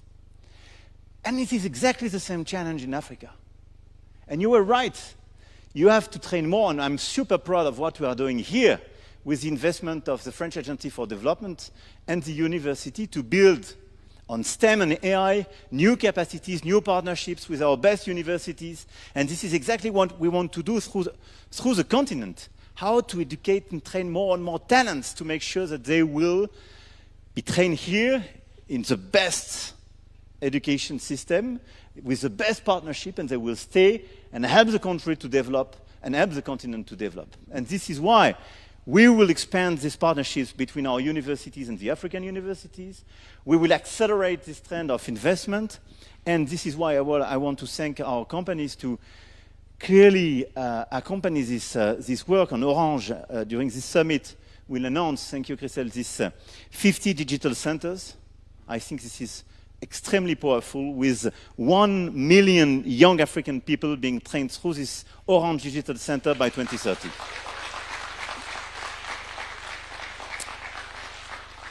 And a few years ago, we built Digital Africa, whose objective is to connect digital ecosystems.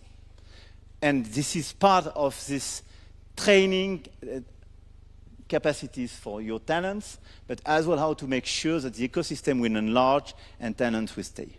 Et le dernier défi pour être pleinement souverain, c'est exactement ce que vous avez dit et ce que vous avez parfaitement décrit l'un et l'autre, c'est-à-dire le narratif. Et on le sait très bien, c'est le vainqueur qui écrit l'histoire. Et tout le travail qu'on est en train de faire, d'ailleurs, on y reviendra dans la journée avec les sessions culturelles et sur les restitutions.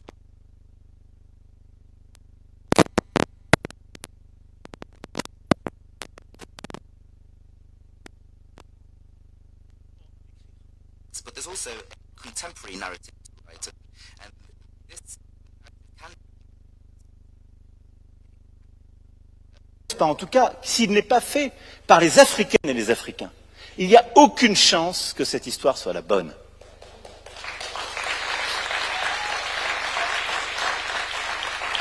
Et c'est aussi une question de souveraineté, parce que ce regard, c'est celui qu'on laisse aux générations à venir, c'est celui...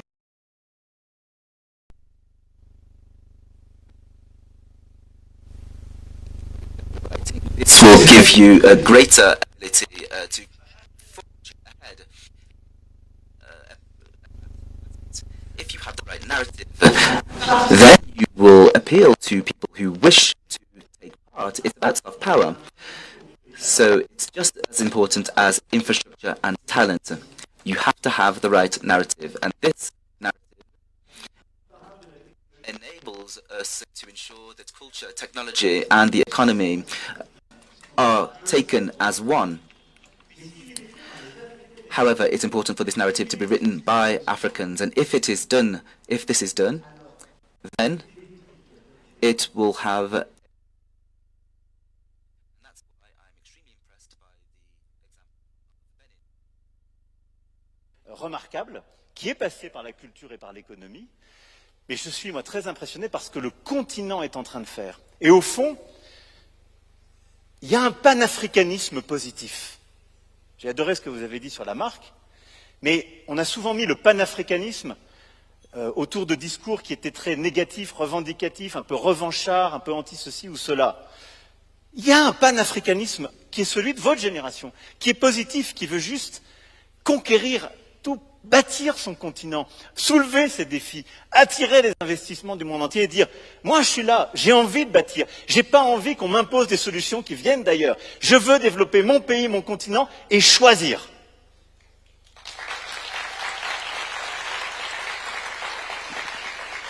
Et nous, notre rôle, et je finirai là-dessus, c'est pas de faire de l'aide, c'est juste de dire « Waouh, nous, ça nous plaît, on veut faire ça aussi. » Parce que nous aussi, vous l'avez dit, la France, elle a toujours été comme ça. C'est une nation qui s'est toujours vue comme plus grande qu'elle-même, parfois en faisant des choses qu'on ne ferait plus aujourd'hui, je l'ai dit et répété, mais parce qu'on rêve plus grand, parce qu'on a construit cette histoire pour nous-mêmes. Et moi, c'est ce qui fait qu'il y a deux raisons qui font qu'on a envie d'être avec vous aujourd'hui et que ce sommet est très important pour nous. La première, on veut our companies and the government of France to invest by your side because you know it will work, and that the African story is a big story, is a great story, and that when you look at Europe and Africa, there is an evidence, and that this fight for sovereignty, technological sovereignty, IT sovereignty, quantum sovereignty is common. If you fail, we do not have any chance. If you fail, your youth will leave Africa and will no longer solve migration. We need you to succeed because it's good for France and Europe. There's a positive story to build. It is incredible for the 21st century that you'll build your story. We will do it also on our end, and we'll do it hand in hand. Secondly, we have a common destiny. We have a common destiny. You said something that probably you have a story that wasn't so good. There are millions of young people in France who are from the diaspora as yourself. And for many years we told them, sorry that you are from the diaspora or you come from this particular country and you'd like to be forgotten. No, you are 100% French and 100% from Algeria. You have your dual nationality, and we need you because that is a boost for us in France to have young people like you, Marwa, who are Franco-Algerian, Franco-Central African, and who would like to develop the world and conquer further frontiers, and who work with us. This is really important for us, so be proud of being member of diaspora, of being French and of being African. And that's why I'm here, because in my country, and I've told it to my Kenyan counterparts who do not know it much, there are millions of young people who are totally French and totally African. And it's a great honor and luck for their countries. I will stop here, therefore, Madam Moderator, but builders of this common future. And I'm extremely happy to see how proud and solution-driven you are when you speak about your own future. And this is why I'm here.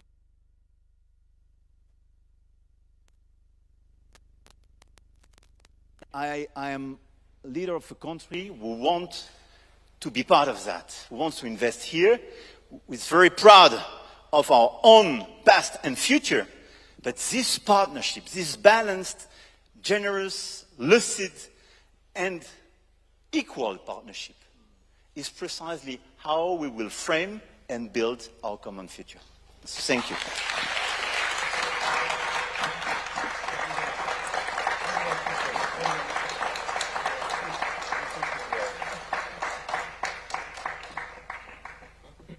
Thank you very much. Thank you to our moderator, Aisha. Thank you, President Macron, and Marwa, and Jean-Wilfred. Please give them a round of applause.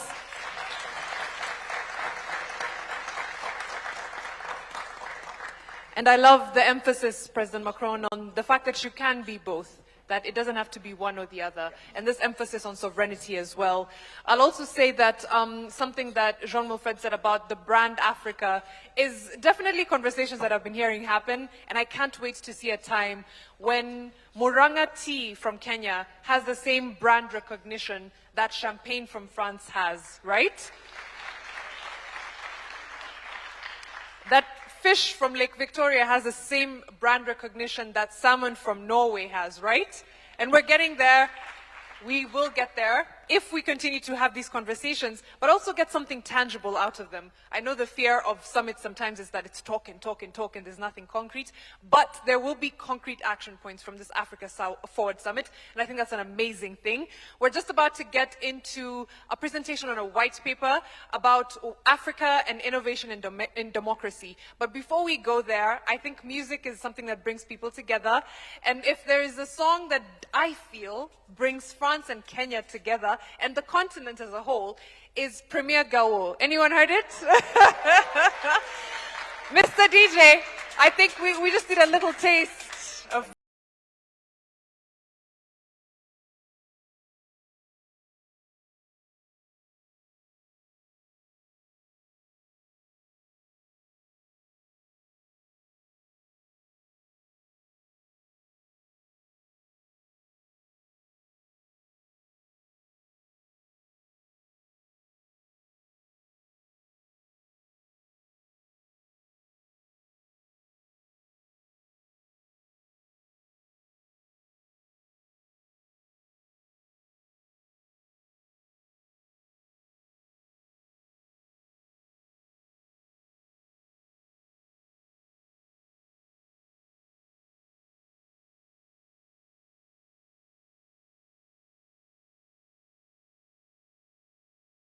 Does it not? It really does. We are talking next about innovation in democracy, and Professor Achille Mbembe is a historian. He's a political scientist. He is someone who has done a lot of work researching what democracy for Africa looks like. Sometimes we make copy-paste systems without thinking, how do I make this work for me? So he's presenting a white paper on what innovation in African democracy looks like. Please help me give a warm round of applause and a welcome to Professor Achille Mbembe.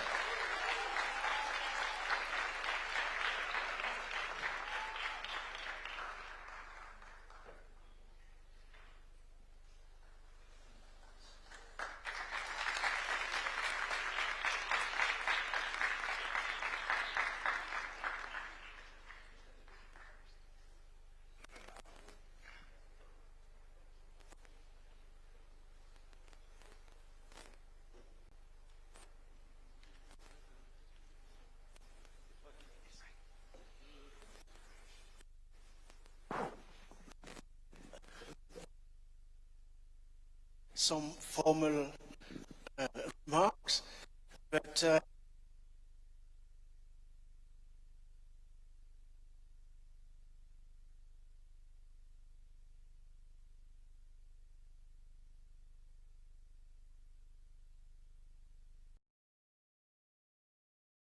my dear friend Emmanuel's speech,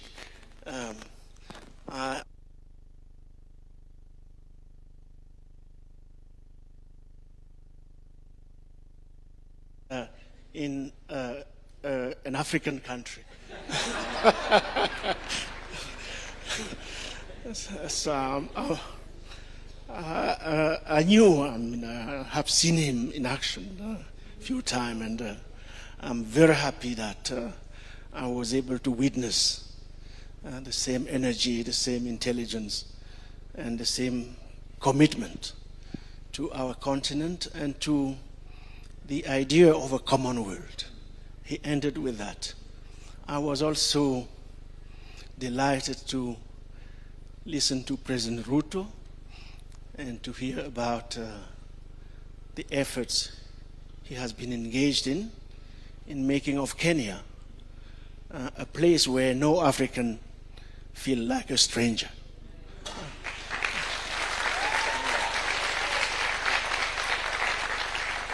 All that we heard from President Ruto and Emmanuel, we heard it yesterday. The same joy, the same passion, the same energy was expressed yesterday during a pavilion. The Innovation Foundation for Democracy, the Paris Peace Forum, and the International Commission for Jurists, Kenyan section, we held at another university, Strathmore University, not far from here indeed. And what we are bringing to you this time is in the form of a book. I won't be summarizing the book here.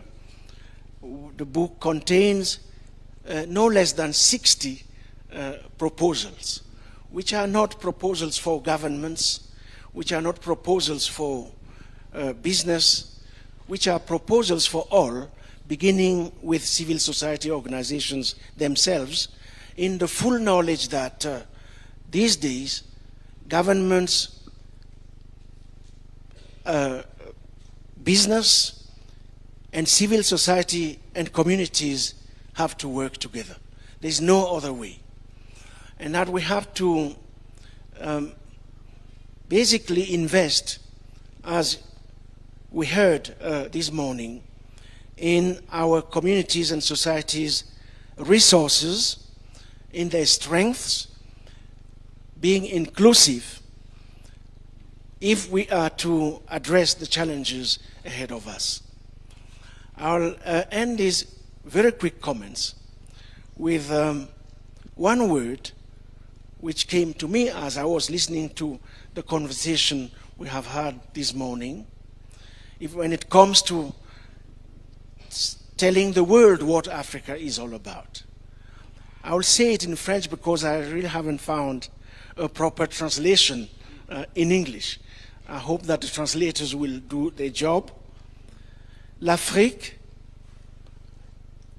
est une réserve de puissance et une puissance en réserve.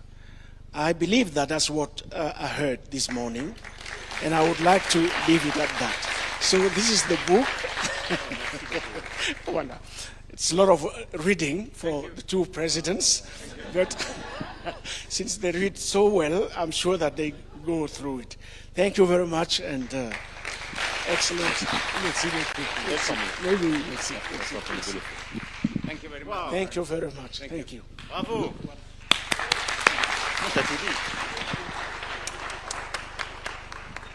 Thank you so much, Professor Ashil. Thank you. Please give him a round of applause.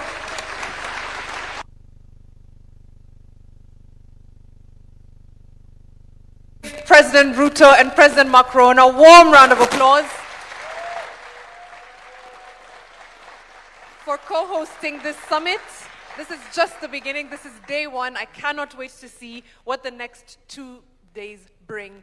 Now we'll take a quick photo session, but I'll hand over to Mike to run us through the photo session. There'll also be a video playing just to give you a historic look at the relationship between France and Kenya. It's going from Ouagadougou to Nairobi. We'll play that in just a minute, but let me hand over to Mike. We'll have a quick session with the panelists, a photo session, just so we can get everyone in the picture, and then we'll hand over to the video from Ouagadougou to Nairobi. Mike?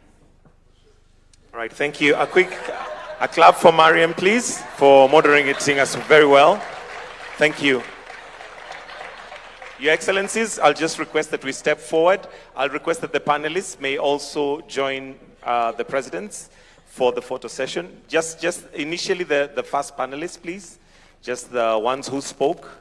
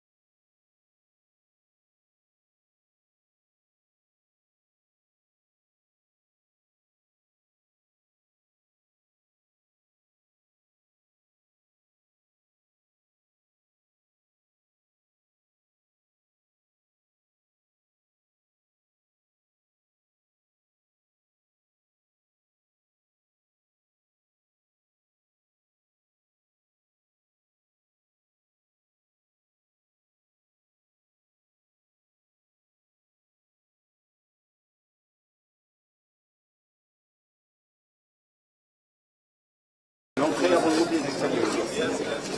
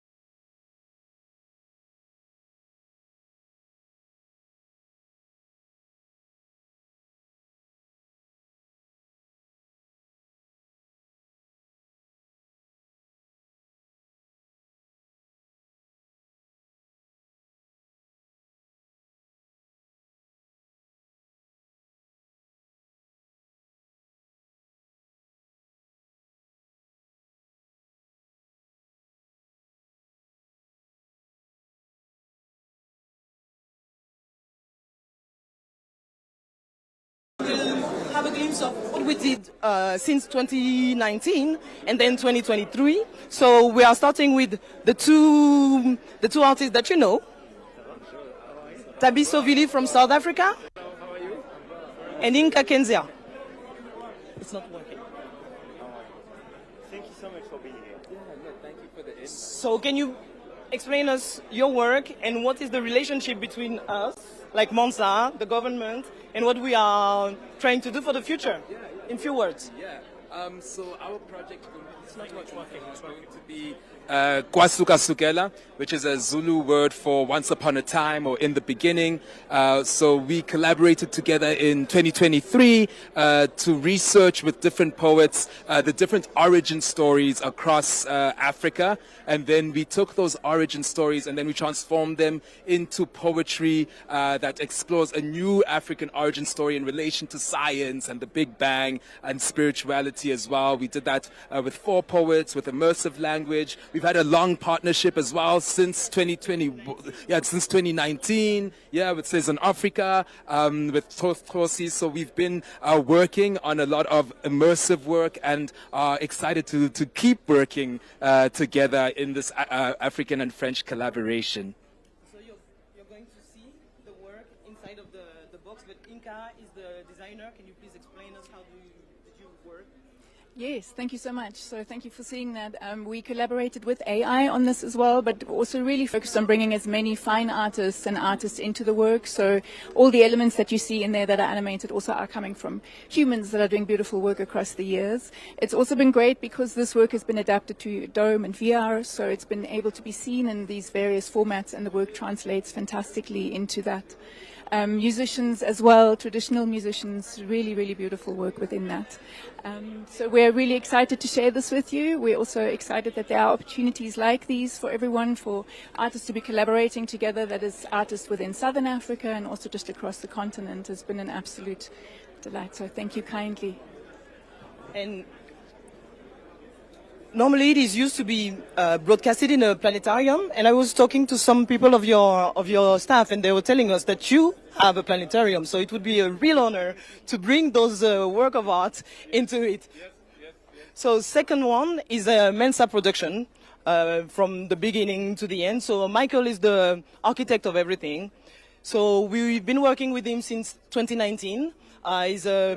He's a producer of immersive art, and he's going to explain you Conchicha, which is a collaboration between Benin, Brazil, and France. And so we did a tour we went to Brazil, we went to Benin, and we are really delighted to be able to showcase this in Kenya today. Thank you, Liz. It's a long story. Conchicha, yes, it's a long story, but I make short. It's like the cooperation with Monza. The beginning is to 23. Conchicha is the link in fond, the link between the people. Yes, it's fond language. Is all our project that you see is a cooperation between, on va dire, storyteller, innovating content like immersive box, not only film, and also we make collaboration with all the Afro-descendants, and we all between French, European, and each time with cooperation. This one is one of the example. Conchicha is a link. It's a cooperation between 3 countries. And the author came from Brazil and from Benin to, what is the story? Conchicha is the story of slave, and Conchicha is also a story of cultural, how we adapt, how a culture make this adaptation in a new country, how Vodou Temple, because we make a lot of film, go to to a new world in Brazil and become candomblé. And also, 2 things is very important. The first is the format, because we buy with Monza a specific dome to have immersive content. And the young people, the young people come from Ukraine. Yes, it's another storytelling. We show to the young people, to all the people in Benin, in Brazil, this 4,000 kids in all the school is see our story in immersive content with a new impact. It's like a magic bubble, like you can see. So the impact is not the same, and we always take it, and it continue. The circulation is also very important of different countries. You go in South Africa, you go in Benin, and after in Senegal and Mozambique, and we work hard for that. And the last thing, we make adaptation in different language, because it's not only French, English, it's also Fon, maybe Yoruba, and we make adaptation adaptation for all the language for all the people. Using AI. Not for that, but for Kasukesa we use AI, but for that the language we use translator. Use translator. Yes, to have impact. Voilà. Thank you. Thank you. Thank you. And now, yes, and then we are trying to make also books for kids, because it's really a story for kids to know about their history, about the ancestrality of their culture. Exactly. And now we are going to talk to Brian Afonde, who's a Kenyan producer and designer, and I can't see Brian. Yes, you're here. So, President Macron, you already know Brian. He was there in 2023. Come. Okay. I remember you from Paris. Yeah, it's good to see you. Welcome to my country. Thank you, man. Thank you. It's good to see you. Thank you, sir. So, I said, okay. Yes, so let me just explain something. This is the first time in this country that we created what you call a 4-world video projection experience. The first time we were able to showcase it was in Guételleric in Paris, and this is the first time in this soil we were able to do it. It was a co-production between, of course, Kenya and Paris and France, and we had about 15 Kenyans who worked on the production itself. I was the lead producer, and the executive producer, of course, was Michael. What you're going, and Mercy is one of my colleagues who I work with, and I really want you to hear from her because she's very young and talented as a sound designer. Probably you can introduce yourself real quick and just say what you do on the project. Hello. So, yeah, my name is Mercy. In terms of the Mugumo project, I was this. Sorry? Kenya, yeah. Yes. So, in the Mugumo project, I was the sound designer and music producer. I did have like 3-4 other people that I worked with for specifically this, the sound aspect of Mugumo, to be able to bring together the visual side of things to tell a beautiful story. Yes. Mugumo is a Kenyan tree. Yes, exactly, Your Excellency. It's a Kenyan tree, and this Kenyan tree, they believe that if you go around it 7 times, you can change gender. So I would really want I really want you to go inside and enjoy the experience. It's a myth, it's a mythology. So welcome, gentlemen. So for the best experience, it's better if we are not too many, because otherwise you won't see the walls, because it's a 4-wall installation. So right here. So the less we are, the better the experience is.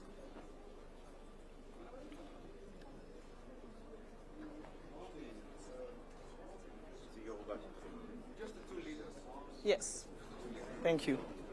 Ça va? Karine, c'est go? Quand on ferme? Eh ben on ferme alors.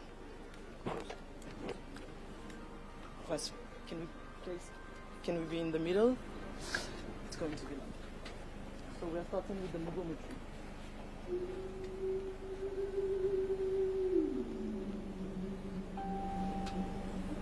Before time had a name, before earth had memory, there was only silence, then a whisper of light.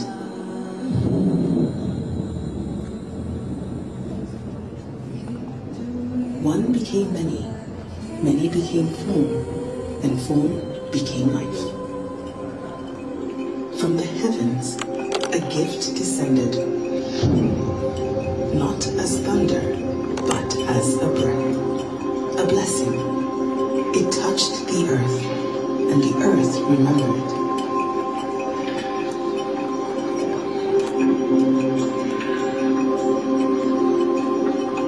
From soil and spirit, humanity was shaped.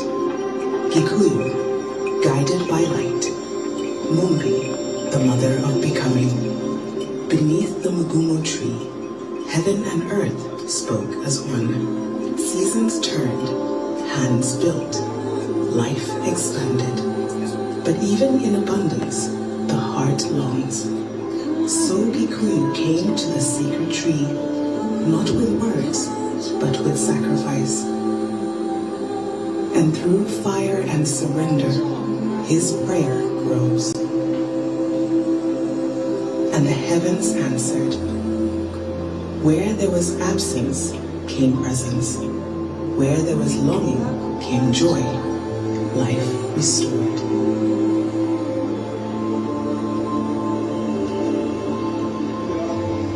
Time moved forward, children of the soil, learning, becoming, finding their place between past and future. For every path is discovered through living. The sacred does not shout, it waits. The Mugumu stood, not as a tree, but as a bridge.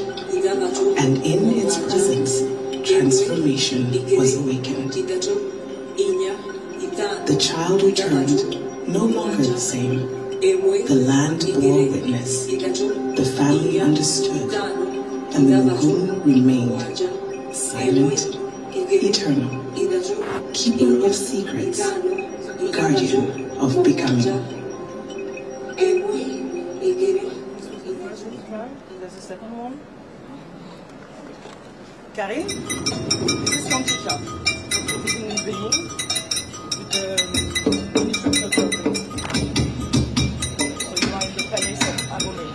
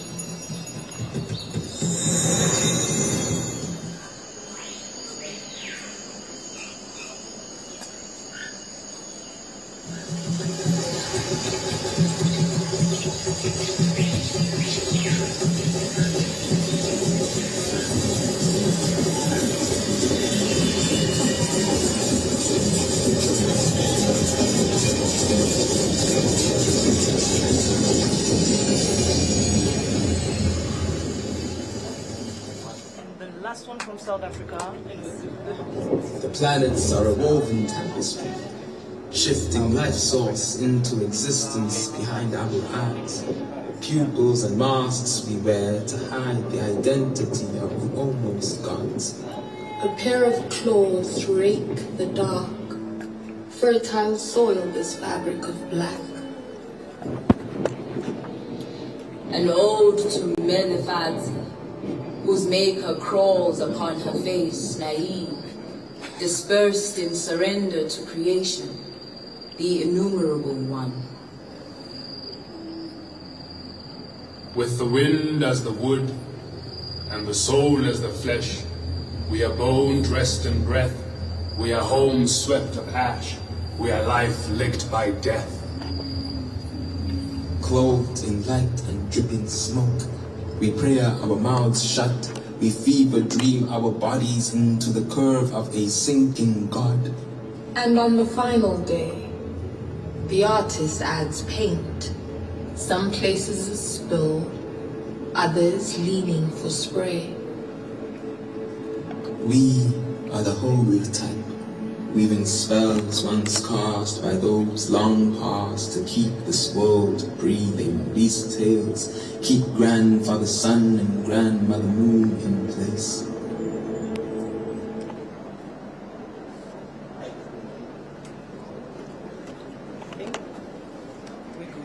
Thank you. Wow.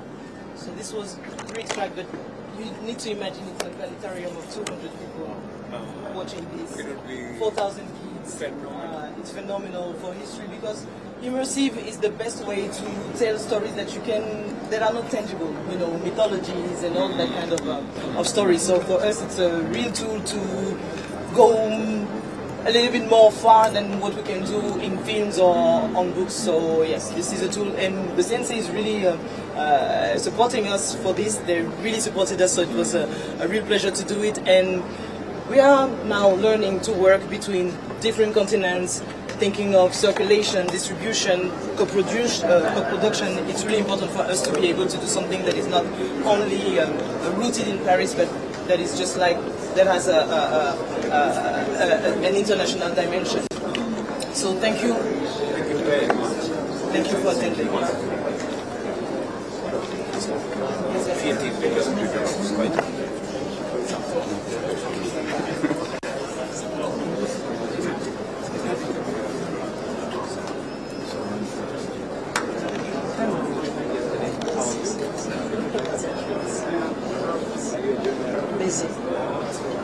Mr. President, we would like to keep this. So once you leave here at 5 o'clock, we want to keep this exhibition so know that everything will be moved out. Yes, how long do you want to keep it? For the foreseeable future, but also student schedule. So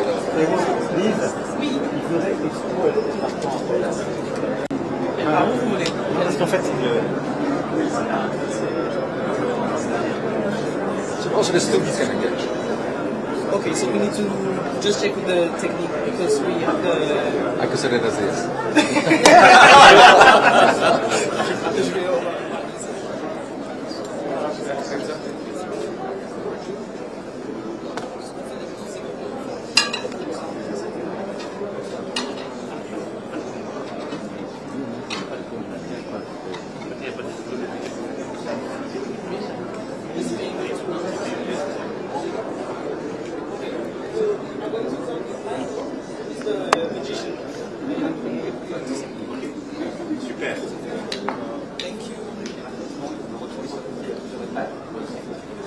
Okay, so you leave for somebody else?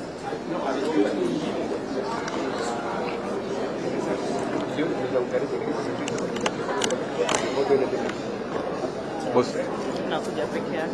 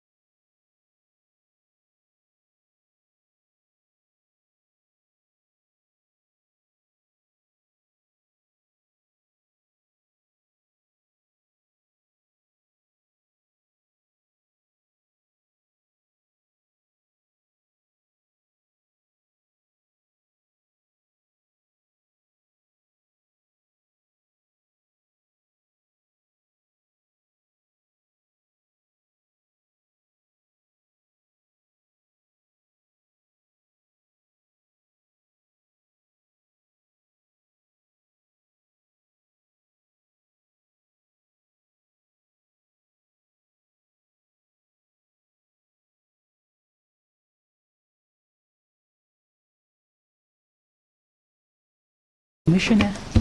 Good afternoon, Council. Jacqueline Ngutia, welcome and all the best. Good morning. Thank you, Commissioner. Good afternoon, Wakili. Caroline Zilani, Commissioner, you're welcome. Thank you, Commissioner. Afternoon, Wakili. Charity Kisotwa, Commissioner, welcome. Thank you, Commissioner. Good afternoon. Good morning. Good afternoon, sorry. This afternoon. Good afternoon. Yes, Omwanzo Mbati, karibu. Thank you very much, Commissioner. Good afternoon. Good afternoon. Yes, good afternoon, Council. Good afternoon, my Lord. Anthony Marima, welcome. Thank you. Good afternoon, Wakili. Good afternoon, my lady. Fatuma Sichale, karibu sana. Thank you, asante. Good afternoon. Good afternoon, Honorable Commissioner. You're welcome. My name is Olwande Evelyn. Thank you very much, Commissioner. Thank you, Honorable Commissioners, for that introduction. Wakili, if you could start by telling us your county and your ethnicity. Thank you very much, my lady. I come from Siaya County. I am Luo by ethnicity. Very well. We'll start the interview. We like our candidates to relax, and because we want to get the very best out of you.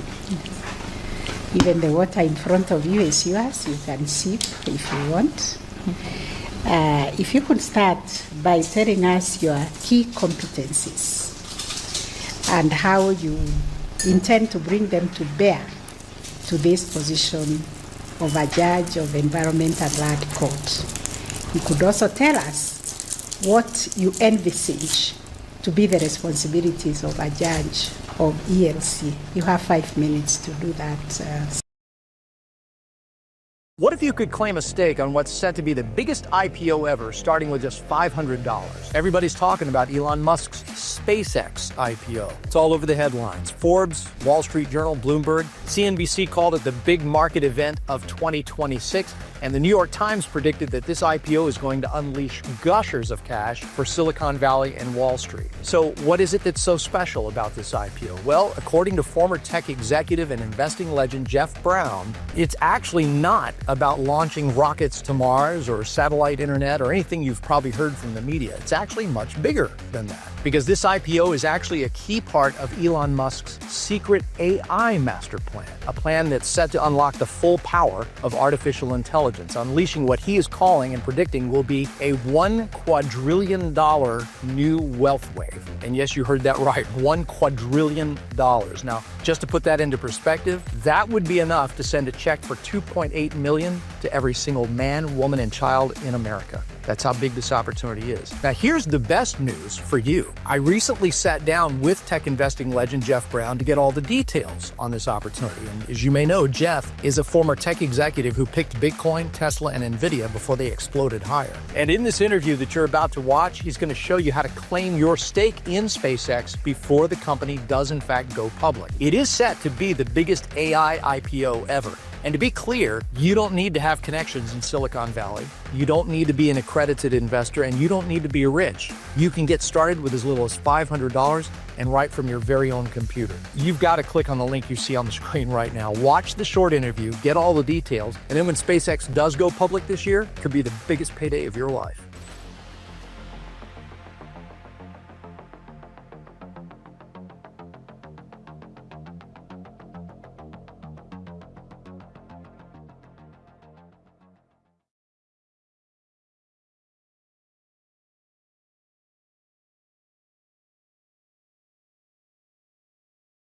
Summary.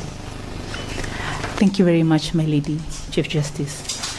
My lady, to the Environment and Land Court, I look forward to bringing 5 key competencies. The first one, my lady, is my dual expertise, both in environment sector and in the land sector. Secondly, my lady, is to bring in professional competence backed by the right academic rigor. My lady, I'm also bringing a deep commitment to public service. I am bringing on good communication skills and good leadership skills, my lady, in terms of integrity, impartiality, and independence.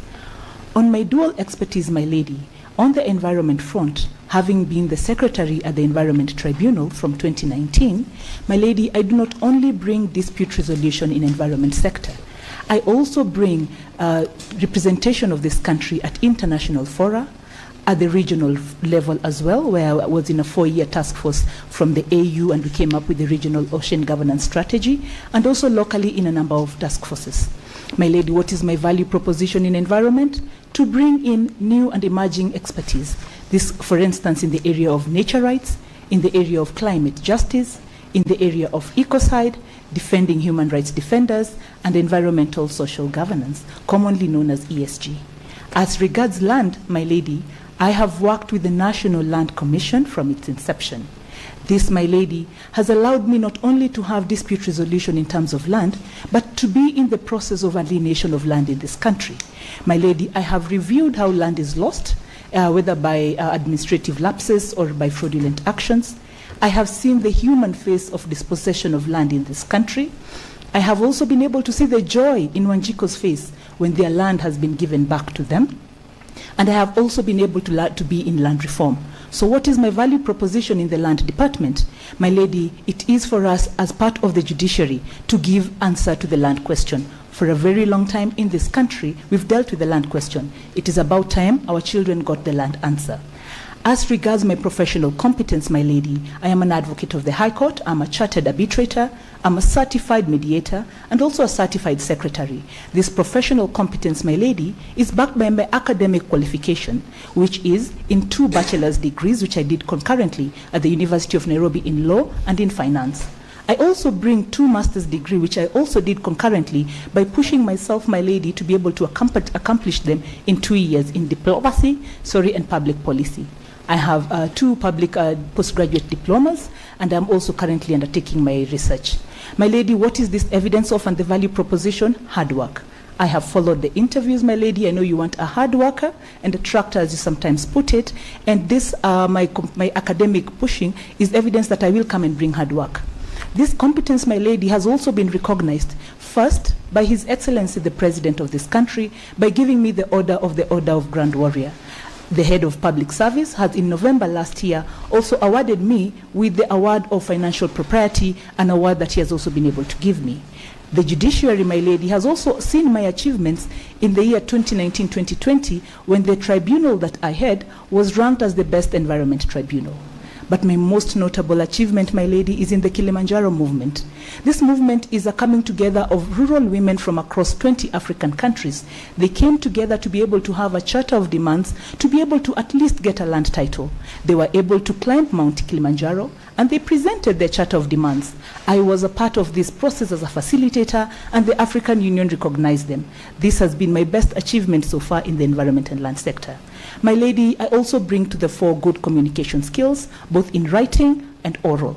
I do believe that a good judge should be able to have good communication skills in English, na pia kwa Kiswahili, Jaji Mkuu. Naweza nikajieleza vizuri sana, na uwezo huu umenisaidia sana haswa katika jopo la kitaifa la mazingira, ambapo mara mingi wateja wetu hawana wakili ama hawaelewi Kizungu. Kwa hivyo nimekuwa mkalimani mara kwa mara kutafsiri Kiingereza na Kiswahili.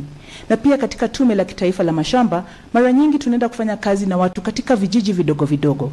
Katika hafla ile kuwahamasisha watu, saa zingine ni vizuri kuongea kwa Kiswahili ili kuelewa zile haki za mashamba ambazo zimekiukwa. My commitment to public service, my lady, is also very deep. 20 years, I have worked in most places in this country. I have interacted with very many cultural ethnicities in this country as well. I understand Kenya. Having worked at the Truth, Justice and Reconciliation Commission, my lady, I headed a team that collected over 42,000 statements to be able to understand the plight of Kenyans. As the head of the legal department, my lady, we were able to process all this, and this was the success of the TJRC, or the Truth, Justice and Reconciliation Commission. My lady, as a leader, I also bring integrity, impartiality, and independence. I can be firm and courteous, my lady, and integrity is the bedrock of my professional identity. Very well, very impressive communication in Kiswahili. I will now hand you over to Commissioner Mwanza to carry on with the next set of questions. Thank you. Thank you, my lady. A particular stock IPO'd, every single investor was talking about that stock. And I decided, you know what? Let me go and put my money inside. I lost all the money. I lost all the money. Are young investors underestimating the risks of the stock market and just investing based on vibes? I had a mindset. The moment I buy the stock and it does not go up, I have to be beaten. I'll be like, should I sell it? Let me sell it. Let me sell it. Sometimes that's too much. Let me say I bought a stock at that is too much calculation. That is too much calculation, and I'm too sure much confidence in my rubbish.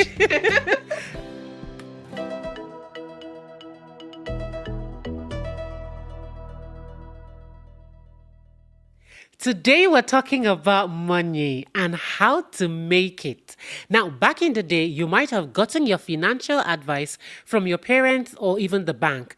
But today, Gen Zs are getting info from finfluencers. Yep, financial influencers.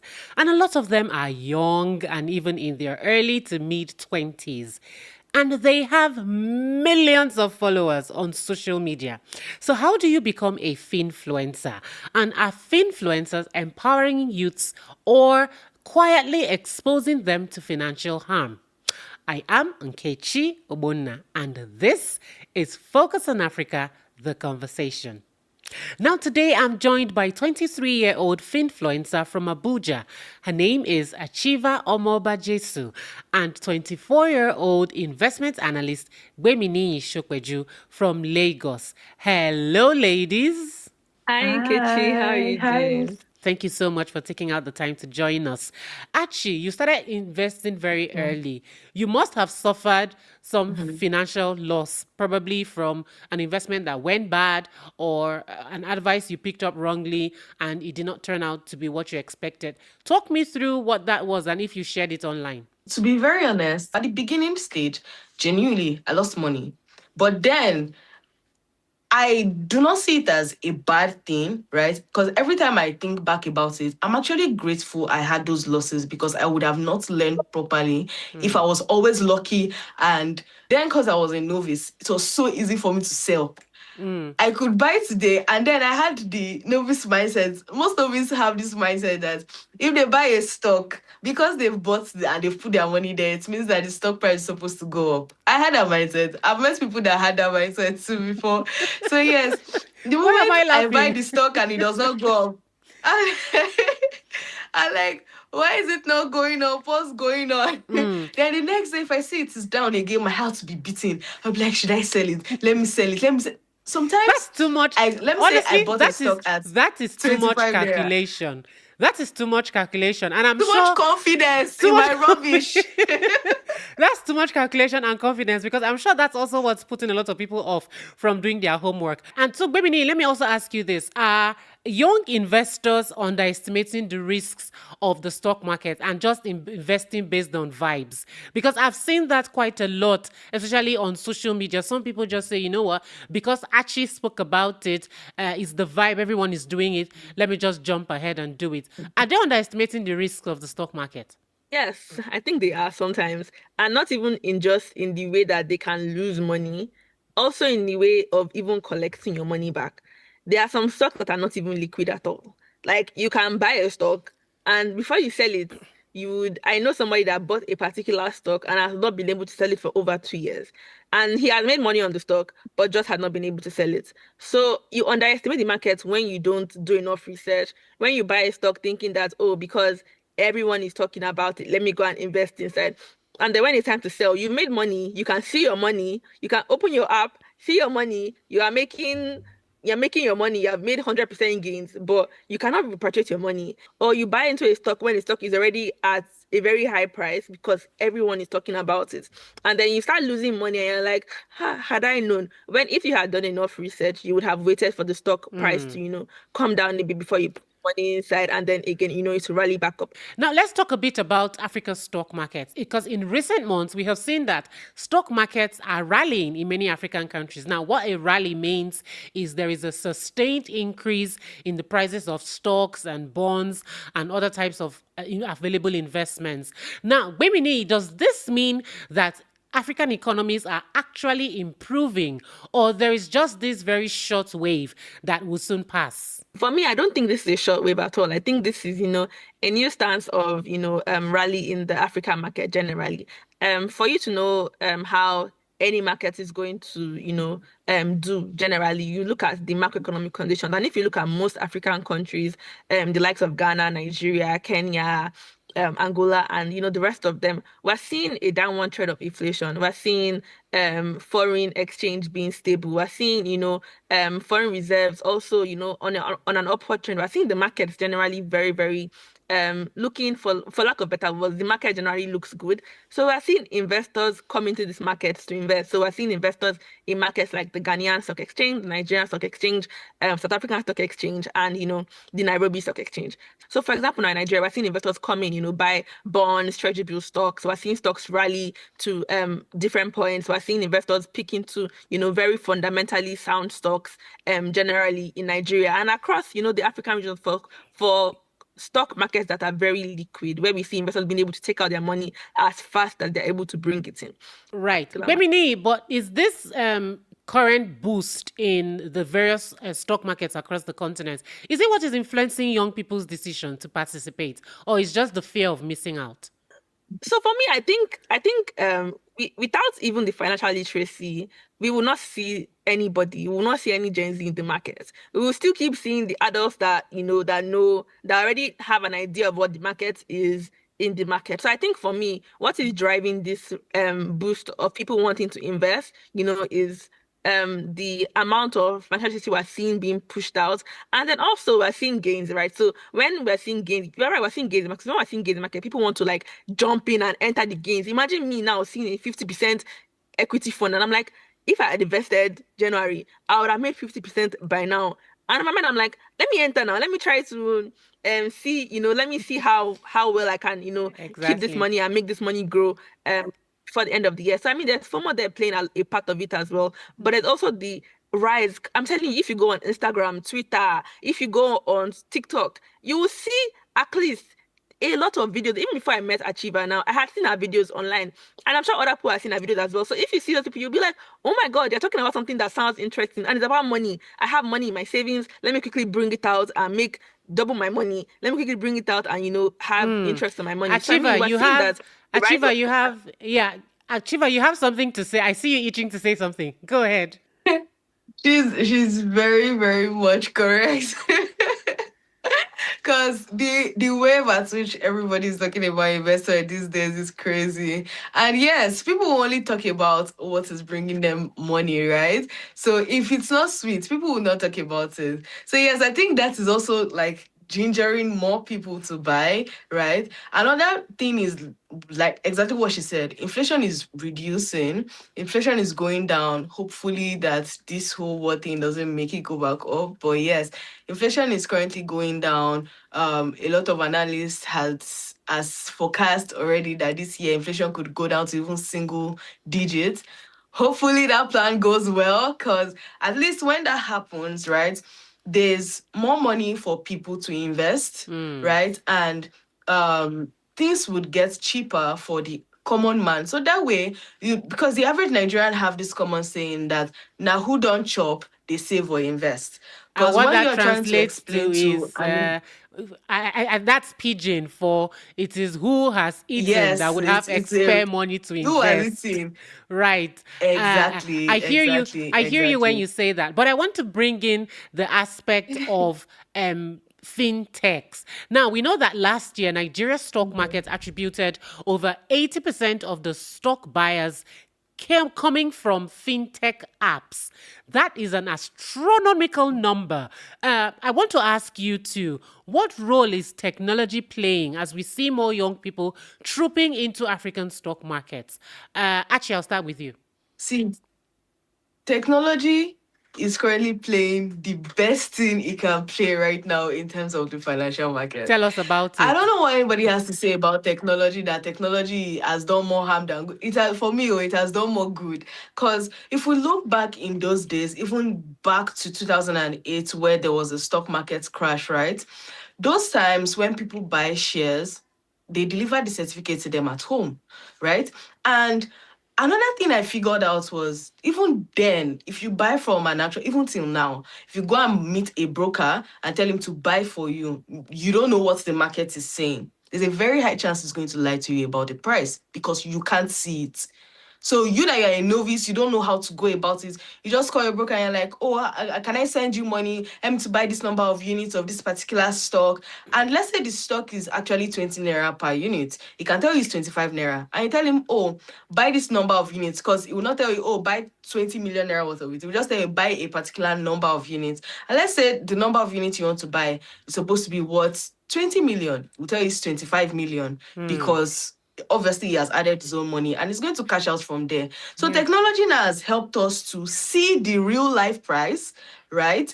And it has even helped other people to learn that they can do these things by themselves without having to trust a random person. I've heard people's stories that they gave somebody that called himself a broker and he disappeared with their money. They don't know where the shares they bought is. They never got any form of dividends and all of that. Another thing that technology has also helped with is this situation of dividends.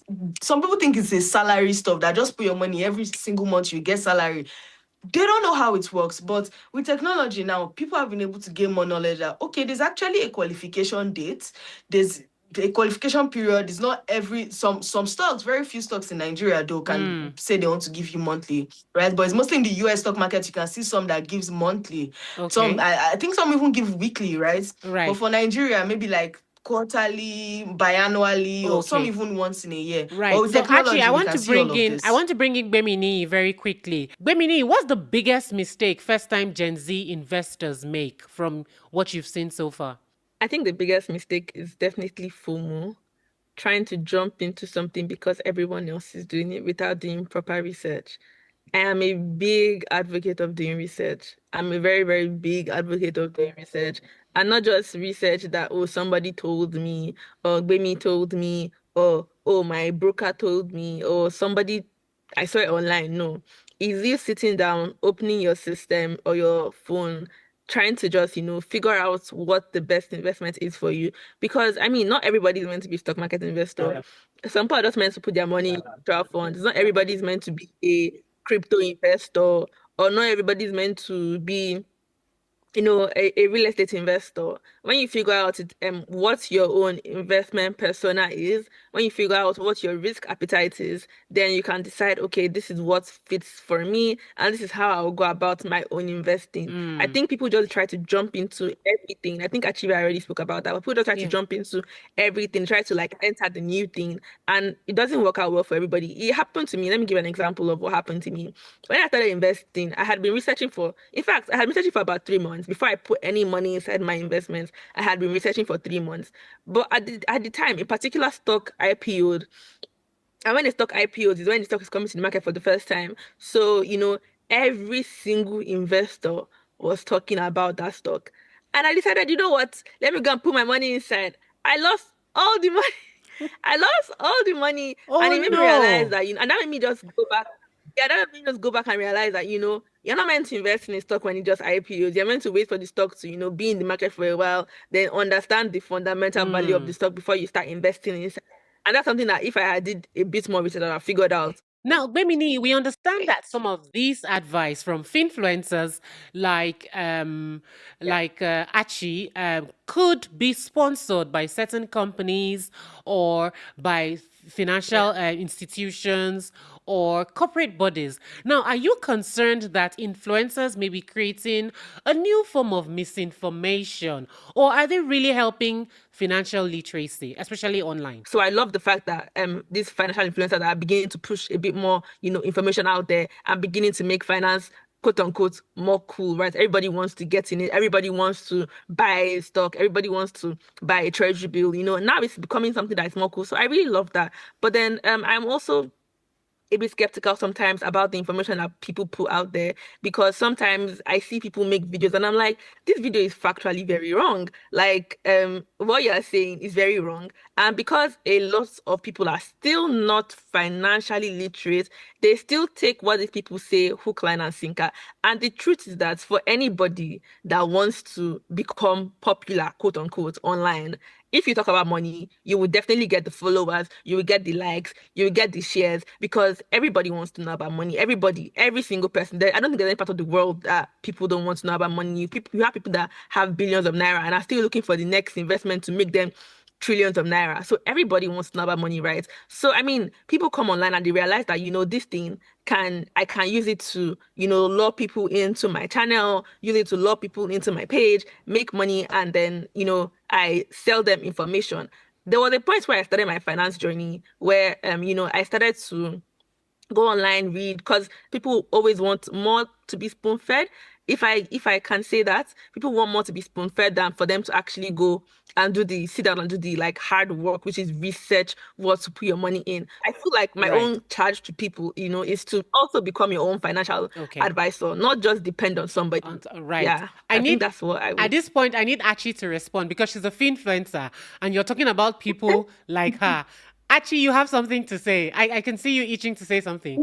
Yeah, I agree with what she said, right? To be honest, even as a financial influencer, I am also worried, right? Because when I see certain content, I'm like, God, I know this person either just wants traction or the person is just talking from like the little knowledge that they have. It's okay to like give finance tips, okay, start investing, start doing this, start doing that. But please try your best not to go so much into recommending things for people because not everyone have that knowledge, right?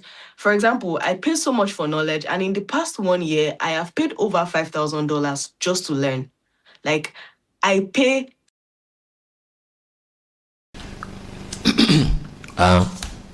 Wakili, I wanted to know whether, in terms of historical land injustices, there is a